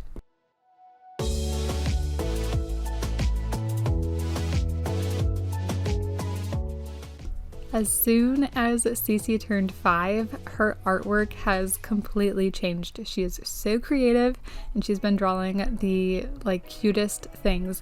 So I of course want to save them all, but I know I don't need to. So I always kind of put them off to the side, or I try to take a picture of it super quick and then throw it away right then and there. I had an entire like pile here in my closet of like just artwork that I needed to take pictures of so that I could finally throw it away. So this took me a good like 10 minutes to take pictures of everything, but now I can finally just recycle it all.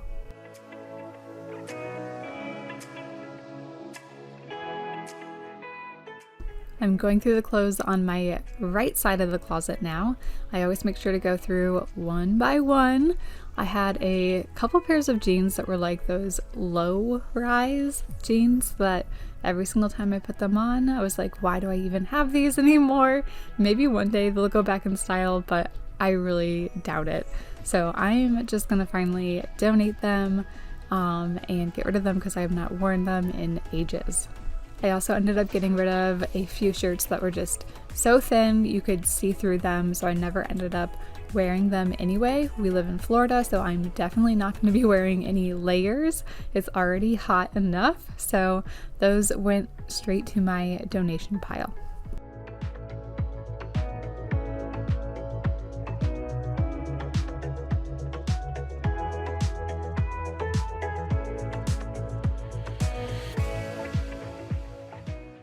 Every single time I go through my scrubs, I always end up donating a few shirts. Like any of the like super stiff old cotton ones, I have completely gotten rid of now because they now make this like super soft, like super airy, buttery soft like material, and I will wear that 10 times over before I put on those stiff cotton ones. So I've decided just to get rid of those ones completely.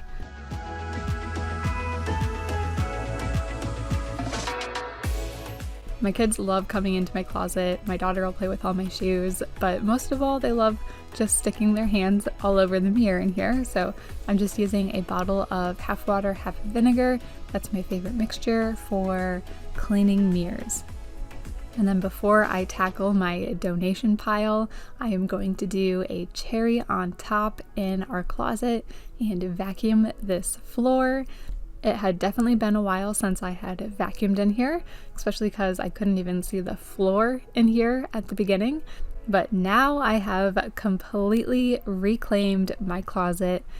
Whenever I come in here now, it is just so refreshing.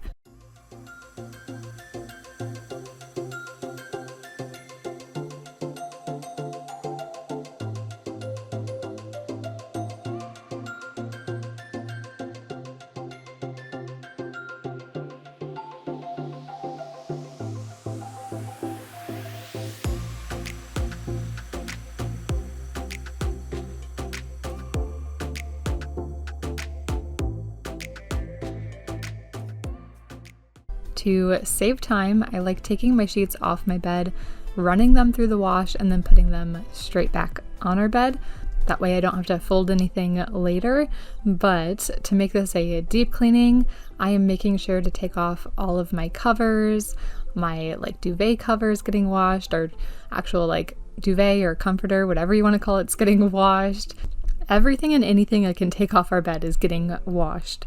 There are also so many nooks and crannies in our bedroom that are just covered in dirt and dust. Cannot wait to like show you those. And we have an ottoman that I had gotten off of Facebook Marketplace. Oh my goodness, just wait until you see the amount of like dirt and gunk I get off of that. It's disgusting, but also extremely satisfying to get everything nice and clean.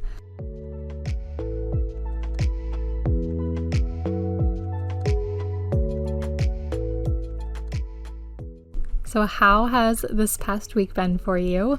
Our weeks are definitely getting a little bit busier. My kids are getting a little bit older, so they've got more activities and different things that we're starting to go to. I have a 5 and a 3-year-old. Our 3-year-old still needs to nap, so no matter what, I'm always back here at home around 12 o'clock, making sure he gets down for his nap because he won't nap anywhere else. And it is just not worth skipping nap time to me. And my 5-year-old daughter, she gets a nice quiet time. She spends at least an hour in either the playroom or her bedroom, but she needs to be quiet. I feel like kids really need that downtime, but also as parents, we really need at least that hour of just complete silence. Or if you're like me and you're a little bit crazy, you will spend that time deep cleaning, which is what I did most of this past week for this video. But man, is this video just so satisfying. I really hope you guys enjoy it. I'm going to be using some baking soda to clean our mattress. Initially, I started off with a sifter because I thought that would help kind of distribute it a little bit better. It did not, so don't try that. I'm just going to sprinkle it all over our mattress. Baking soda helps just soak in any of the moisture and odor causing like particles and everything. You also need to let it sit for at least a half an hour, but the longer you let it sit, the better it's going to work. So while I clean up and deep clean the rest of our master bedroom, I'm going to let that baking soda sit and work on our mattress.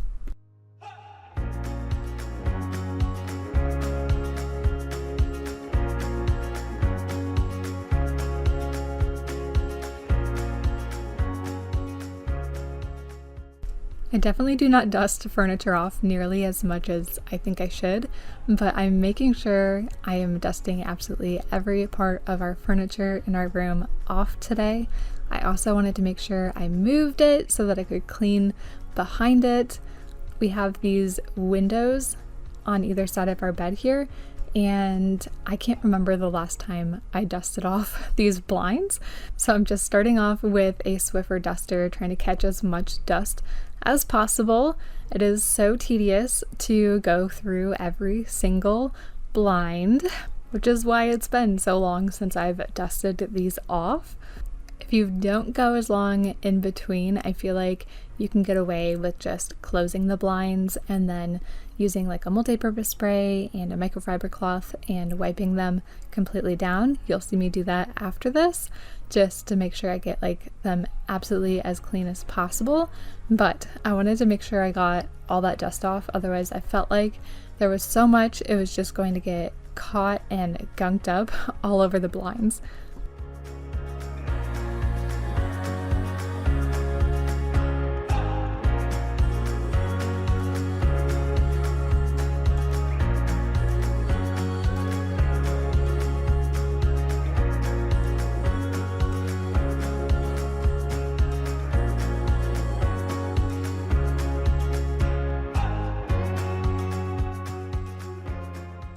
Our nightstand is usually in front of this windowsill, so I don't dust it off nearly as much as I should. I think it's so weird and random, but there's like dirt that gets built up on our windowsills. I don't know if it's the seal or what around them that needs to be replaced. We don't ever open these windows, so it's not because they're open. Some of it is bugs. I know bugs will always find a way in somehow. We do live in Florida, so it's like inevitable that we will have some bugs. But anyway, I'm onto my husband's side. I'm making sure to do exactly the same thing. I'm wiping down all of the furniture, moving the nightstand out of the way so that we can get a nice deep clean behind here and make sure I get his windowsill and blinds just as clean as mine.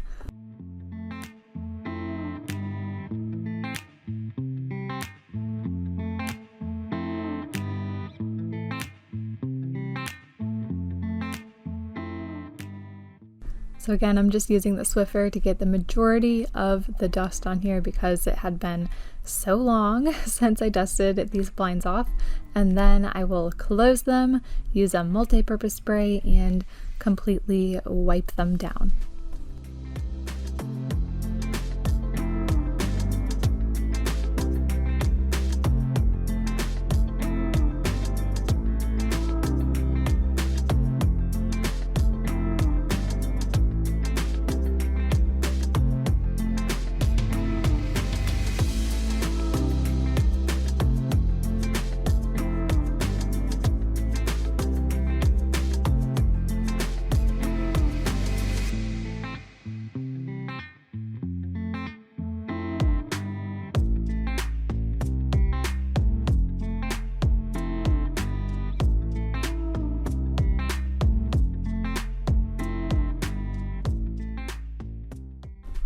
I feel like right here you can really see just how much dirt kind of just accumulates right here on the windowsill.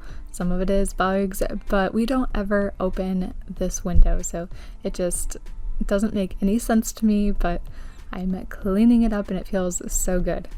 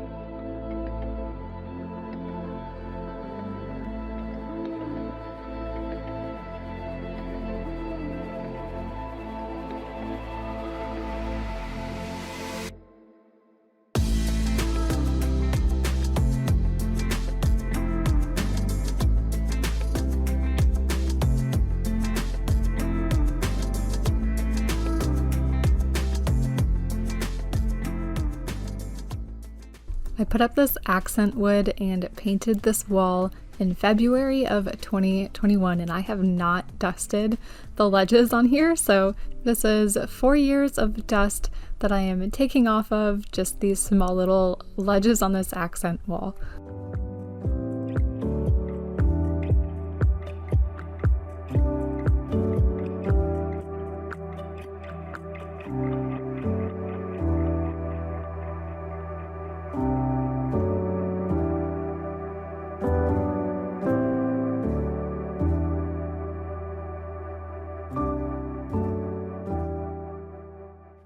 There's just something satisfying about seeing how much dust you get off of something, so that all came from that wall. Now that the baking soda had been sitting on our mattress for at least 30 minutes, probably closer to an hour now after I did all of that, I'm going to vacuum all of it up.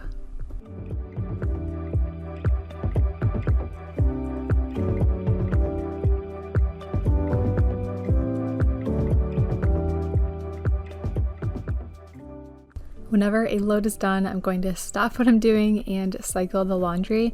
I like to wash everything in the order that I'm going to be putting it back on our bed. So the first thing I washed was the mattress protector. It's also kind of like a cushion as well, so it's on the bigger side, so I have to wash it by itself. But I will continue washing in order of how I put it back on our bed. So next up will be our sheets, and the last thing will be our comforter with the duvet cover.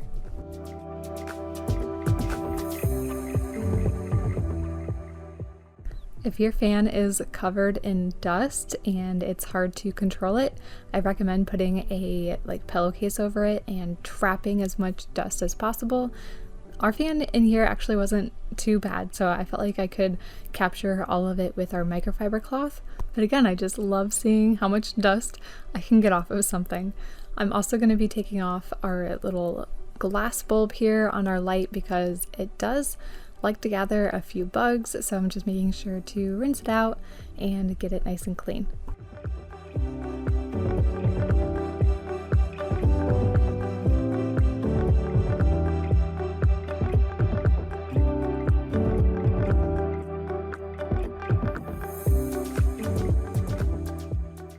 I still had these command hooks on our headboard here from Christmas. I had a piece of garland up here, so I used the command hooks to hold it in place. There's also just small little bits of the garland left up here, so it's time to dust all of this off.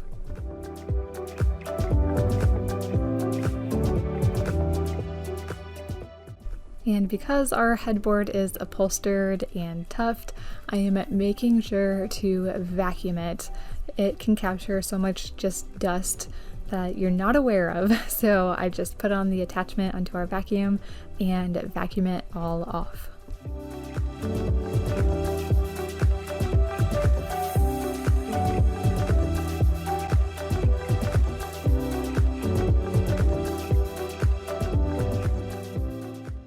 Tedious yet necessary. This is our third and final window in our master bedroom that I have not dusted in a very long time. So anyway, it felt so good to be able to open and close our blinds after doing this and not see a ton of dust fly everywhere. So maybe I'll start doing this more often. I probably should.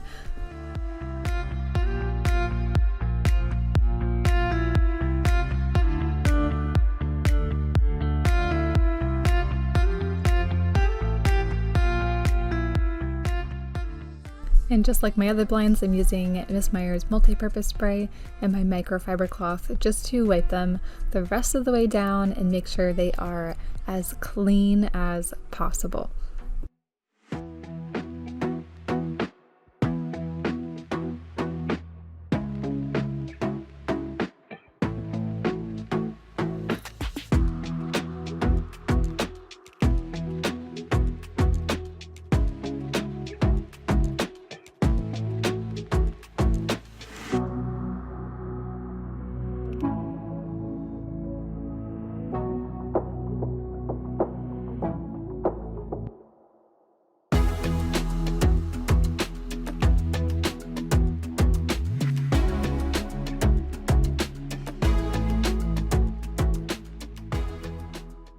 can see outside our window here. We have been getting so much sun again here in Florida, and we have been having like 80s, like high 80s on the regular, so it's actually been quite warm. I really miss the cold, but I hope all of you that are up north are starting to see some warmer weather. I know you guys have been freezing cold, so spring is right around the corner. Hang in there.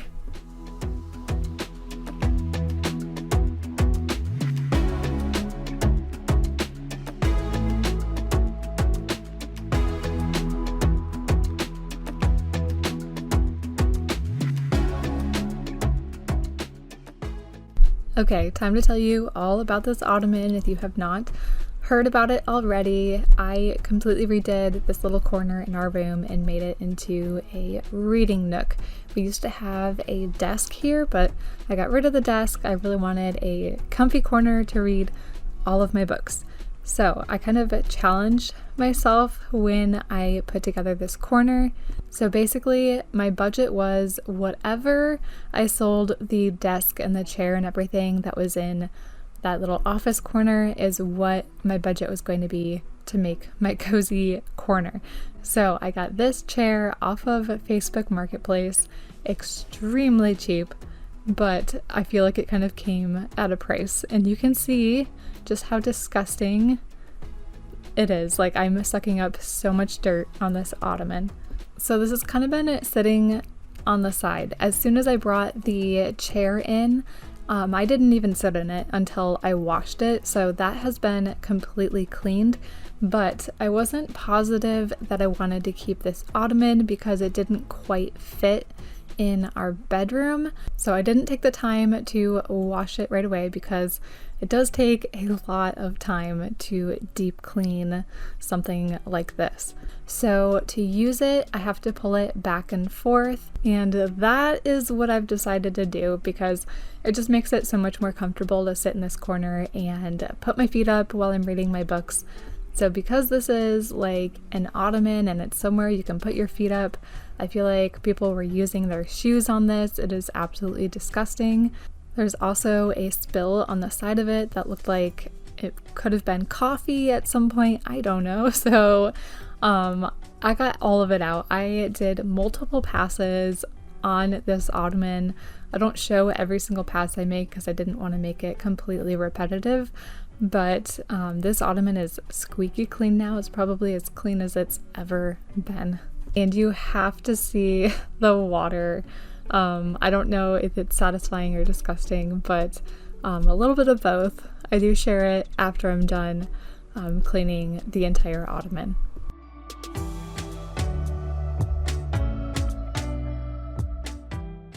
Even though it takes a while to really like deep clean like used furniture, I just find it so worth it.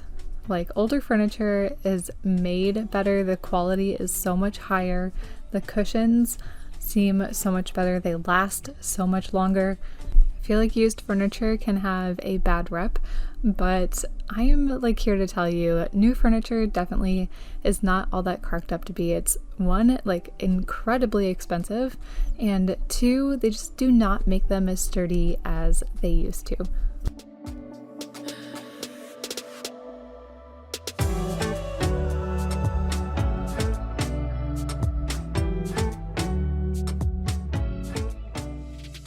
Multiple passes later, the ottoman feels as clean as it will possibly get, and this is the water that came out of it. It looks like mud. It looks like mud came out of the ottoman, and it's so gross. I even made sure to clean it a few more times until I knew it was like literally as clean as it was possibly going to get.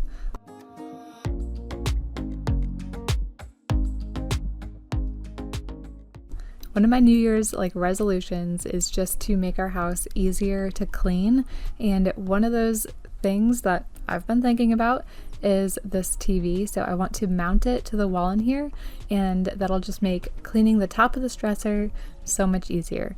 There's just, I feel like, so many little things around our house that I could change to make it just a little bit easier for myself. I'm going to be doing some vacuuming in our room now, but I'm going to make it slow vacuuming. So like this video is already sped up, but I'm going as like slow as I possibly can to pick up as much dust and dirt from within our carpet with our vacuum.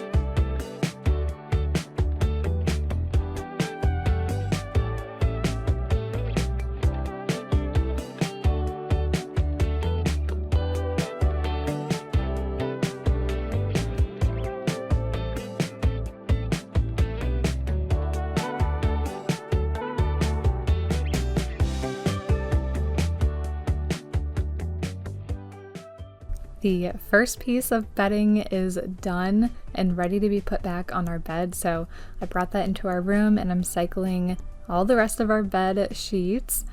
At this point, my kids did wake up from their nap and I don't get nearly as much done after they wake up, but this is just day 1 of 5, so we still have so much more deep cleaning in the rest of this video. But on the rest of this day 1, I will be just cycling the loads of laundry in between making dinner and doing everything I need for my kids. When they are up and about, it is definitely a lot harder to get any deep cleaning done, let alone just regular like housework.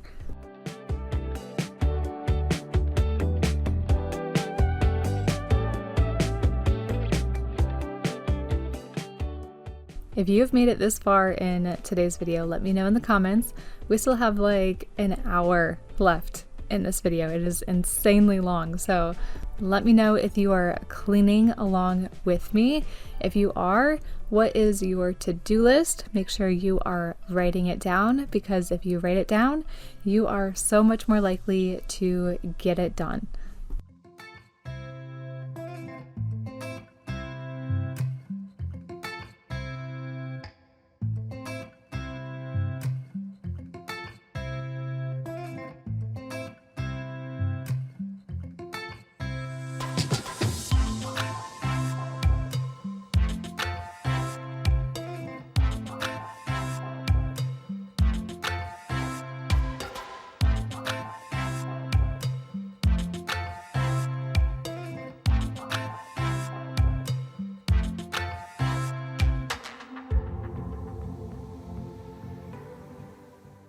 You can see the time passing by the light in our windows. The sun is starting to set, and the only thing keeping me going is knowing I need to get all of these sheets back on our bed before I go to bed on this night. I got so much done on day 1, but I still get so much more done on the rest of the 4 days that I do some deep cleaning all around our house. I had so much energy and so much motivation to get some deep cleaning done, so I really hope that I am spreading that motivation with you today, and if I am, I hope you hit that thumbs up for me in this video.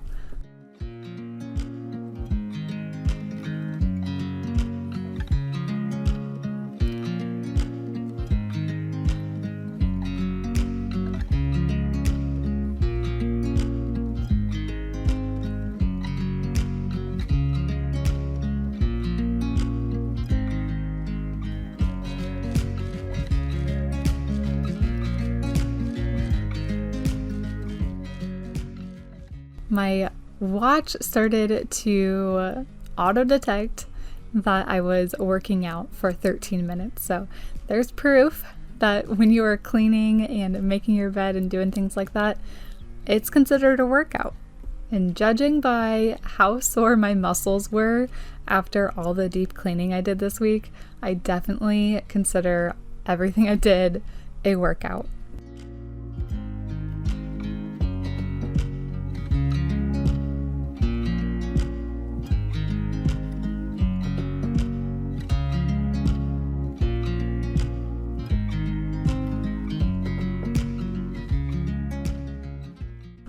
This is our duvet cover, and it was the last thing I needed to wash for our master bedroom. I know the covers can be hard to put back on, so I'll share how I like to do it because I feel like it makes it a lot easier. So I already have the insert like laying on our bed, and then the cover I'm putting on top of it, but it's inside out. These are just little duvet clips. They're a little bit padded, and I just put one on each of the corners so that it holds the duvet cover nice and tight to the insert. And then once I have everything clipped together, I just reach inside and pull it right side out. I know, like, a duvet cover versus a comforter versus a quilt is a huge topic of discussion.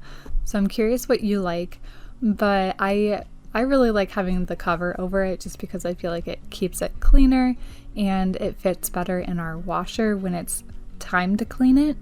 I know it makes for just a little bit more work, but I really do like having the cover. I also like the idea of being able to easily change it out into something else, although I've always had the white one, so I don't know if I'll ever change it to another color, maybe one day. I'm gonna put on some cleaning music. This is my favorite cleaning playlist for my kids on Spotify. It has some really catchy cleanup songs for kids, and it really helps them just keep going. My kids are 5 and 3, so Cece, she is 5, and she's been doing great cleaning up by herself. Owen, who's 3, is just now, really starting to get a hang of it. He knows where a lot of things are supposed to go, but I do have to help him a lot. So usually I help him by handing him something and asking him to put that away specifically, and he'll know exactly where he should put it. Or if it's like a group of things, like a whole bunch of Legos on the floor, he'll know to just pick up the Legos and put those in the bin that they're supposed to go in.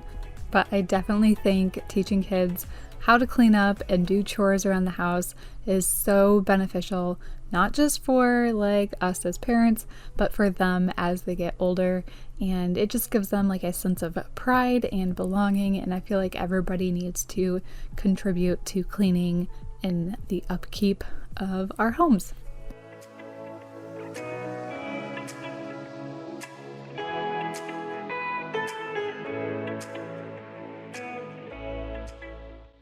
Cece loves vacuuming. She's loved vacuuming since she could like hold it up all by herself. She's actually been starting to get pretty good about getting all the areas of the floor and not just focusing on one small little area. I am so proud of her, and she would keep going for hours if I would let her. She definitely like takes after me when it comes to cleaning.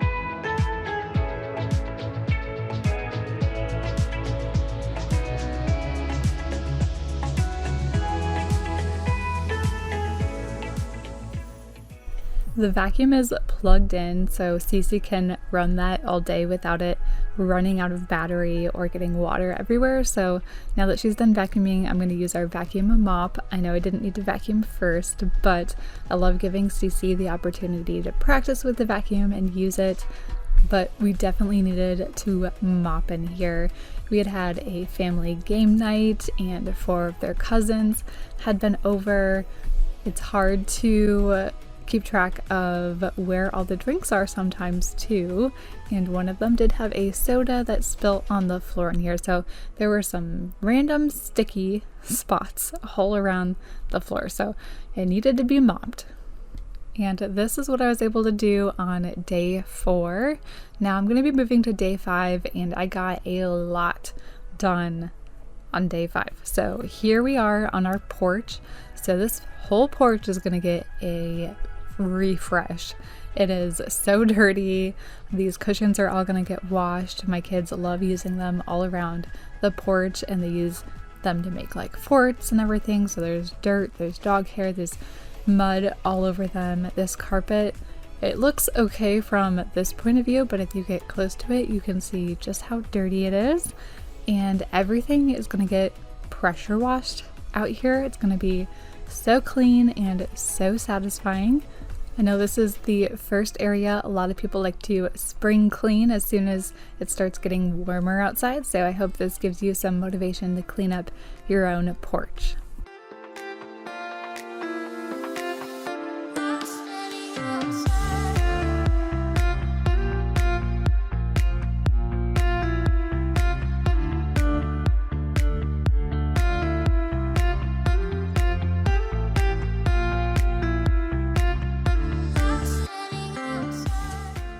I can get off a lot of dirt and everything from these mats just by shaking them out, but I always use the vacuum on them just to get all the dog hair. Our German Shepherd, Django, his hair gets on everything and it sticks. So the vacuum is the only way I'm able to get these mats completely clean and get all that dog hair out. But I'm picking them up off the floor so that I can do a pressure wash of the entire back porch.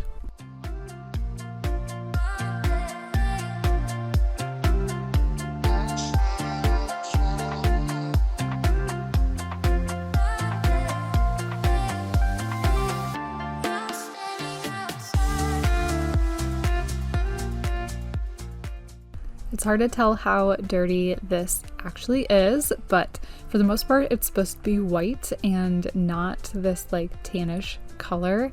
It also has lots of different really muddy areas, and as I pressure wash it you'll really see how dirty it is. So we have a German Shepherd, Django. I've told you guys about him before, and you'll see him like all throughout the videos. But he goes in and out of the backyard and brings all the mud in with him. I haven't like found any way around it, but I'm just grateful that most of the mud gets caught on this rug rather than like him bringing it inside. So it's okay, I can wash this off with the pressure washer whenever I need to. It is an outdoor rug, so no matter what, even if we didn't have a dog, it's gonna get super muddy and gross anyway. Basically anything on this back porch gets covered in dirt and needs to be washed off. I also like taking care of the things that I already have. I know I can go out and buy a new rug instead of taking the time to pressure wash it off, but 1, that's super expensive, and 2, I love this rug. I think it's so pretty, and I think it's actually super satisfying to pressure wash things off. I also don't like to unnecessarily like waste anything. I will use something until it is like completely worn out. But anyway, I'm just using a small pressure washer. This isn't even like a huge heavy duty one. It's a small like Ryobi electric pressure washer, nothing fancy. I know a bigger one would probably make this job a lot faster, but this works. This is also a great like just multi-purpose spray to clean things off. I like using it on our screens. I like using it on my kids' like playhouse because that gets covered in just bugs and just mud, and this makes it so easy to just wash it off.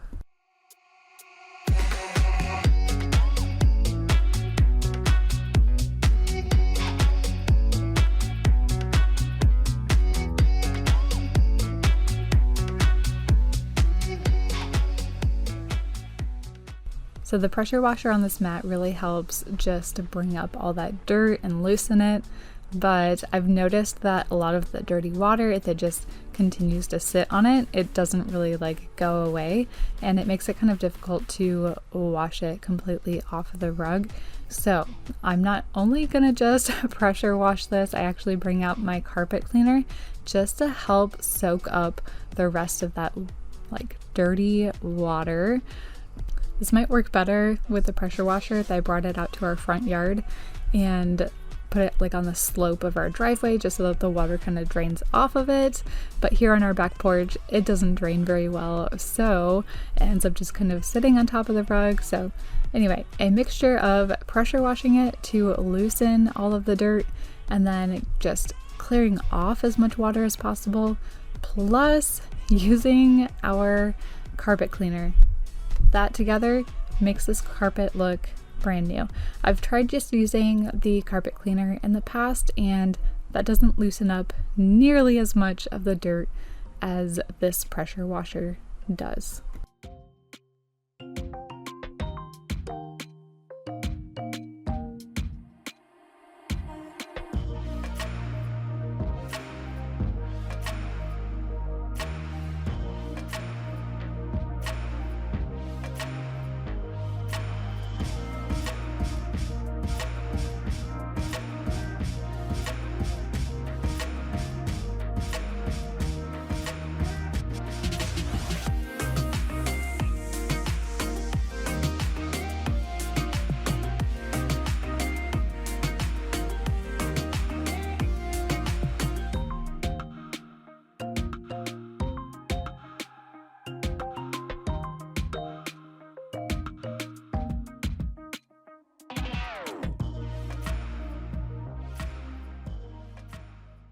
Kind of hard to see, but I do let my kids play with chalk sometimes on this back porch, and usually they are pretty good about just keeping it on the floor, which is super easy to take a hose to and clean it off.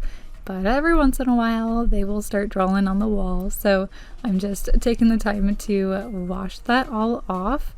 It was kind of hard to see anyway, it wasn't that bad, but this pressure washer makes cleaning off our back porch so easy. I just spray everything off.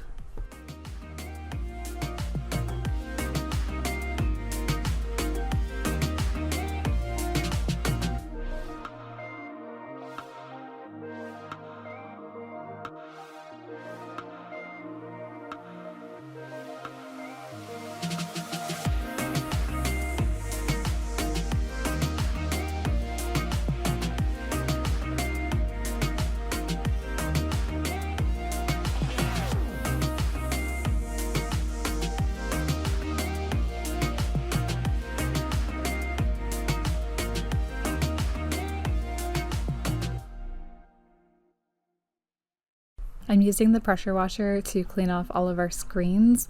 There are so many like spider webs all over them, little like flies, or I'm not even sure what they're called. They're like muddy things. Anyway, they make these little tiny nests on the screen. So I'm just spraying all of those off and it just makes cleaning our screens so easy. So I am basically drenching everything here on the porch, but it makes cleaning it a lot easier and it dries so quickly. The cement makes it dry quickly, but it's also like 80 degrees outside and super sunny and hot. I'm already wearing shorts and a t-shirt. It's not cold here in Florida anymore, so it felt really good to get this porch all cleaned up and ready for some summer fun. I know we're going to be spending a lot more time in our backyard this year with some water activities and everything with the kids. Our porch and our backyard get a lot of use already anyway, no matter if it's hot or cold. So just being able to come out here and enjoy it while it's clean just makes it so much better.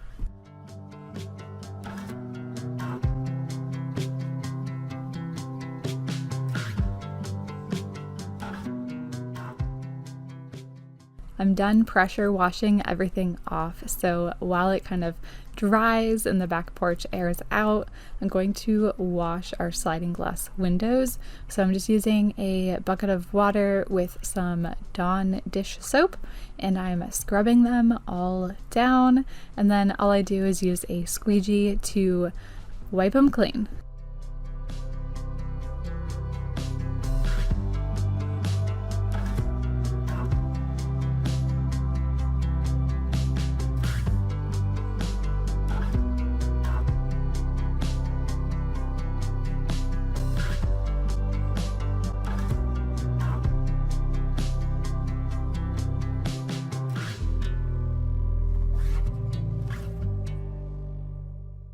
Our sliding glass doors get the most fingerprints on them anywhere else in our house, and usually I gave up. I gave up a long time ago when it comes to cleaning these windows because it only takes a few minutes of my kids being up for these windows to get covered in fingerprints, and I have just come to accept that. So whenever they are clean, I really enjoy them, but I'm also enjoying all their little fingerprints on everything because I know it's not going to last forever. But I also want you guys to know that our house is definitely not perfectly clean all the time. If it was, I wouldn't have any content for these videos. So I want to thank my kids for making all these messes so that I can motivate you guys to clean too.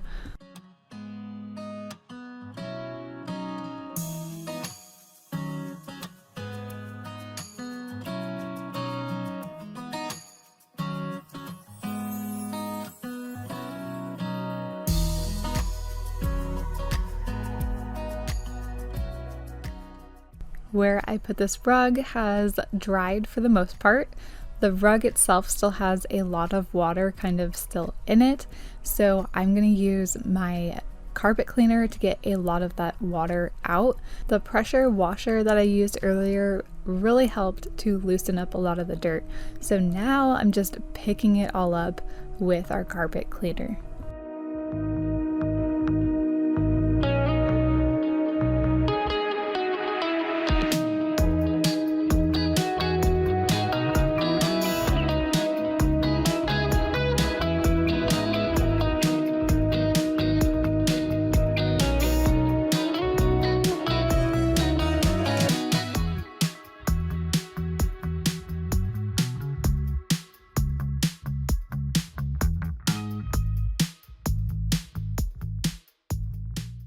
So here is all the muddy water it took out of this rug. Even after pressure washing it, it's just soaking it all up rather than it just kind of sitting there on top of it.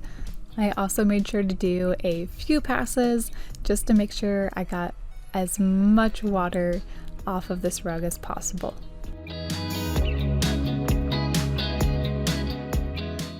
I definitely don't share this part nearly as much as I probably should, but I definitely take care of all of my cleaning equipment. Whenever you get something new like this, definitely take the time to figure out how all the pieces come apart so that you can wash them off and keep your machine running as long as possible. Machines like this carpet cleaner can get really gunked up if they're not washed and cleaned properly, but I've just made it part of my routine when I'm cleaning. So whenever I am done with the machine, I will make sure to clean it off and keep it running as smoothly for as long as possible.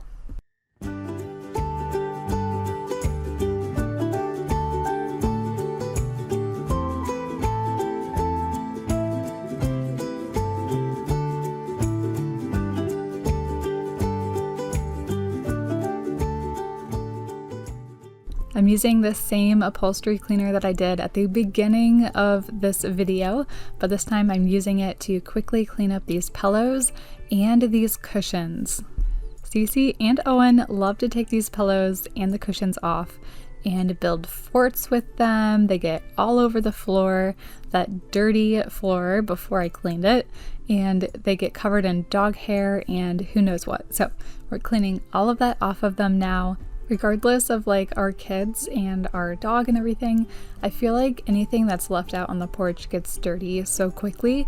So even if we didn't have kids, I know this would get covered in dirt. So I'm so grateful for this upholstery cleaner because I'm able to quickly and easily clean all of that dirt and grime off.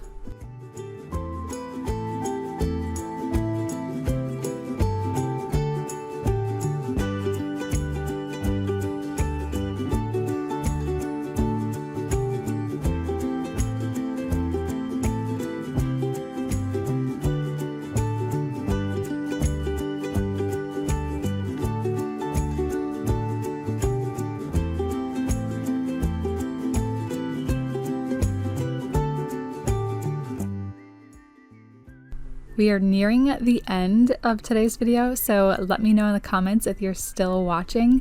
And if I have been able to give you any motivation today, I hope you hit the thumbs up for me.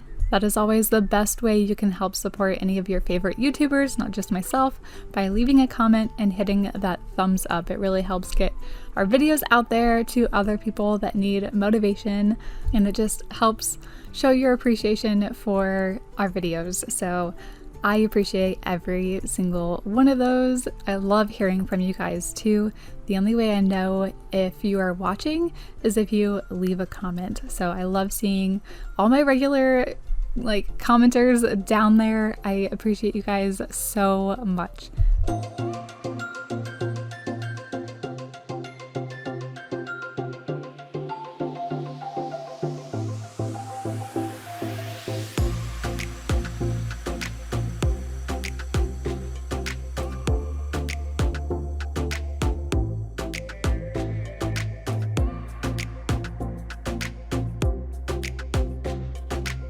This is the end of today's video, but it does not need to be a goodbye. I have over 100 other videos on my channel that you can go check out. I'll make sure a really good one for you is linked here. I also make a brand new video every single Sunday, so subscribe if you're new. Thank you for watching, and I'll see you all next week in a brand new video. Bye!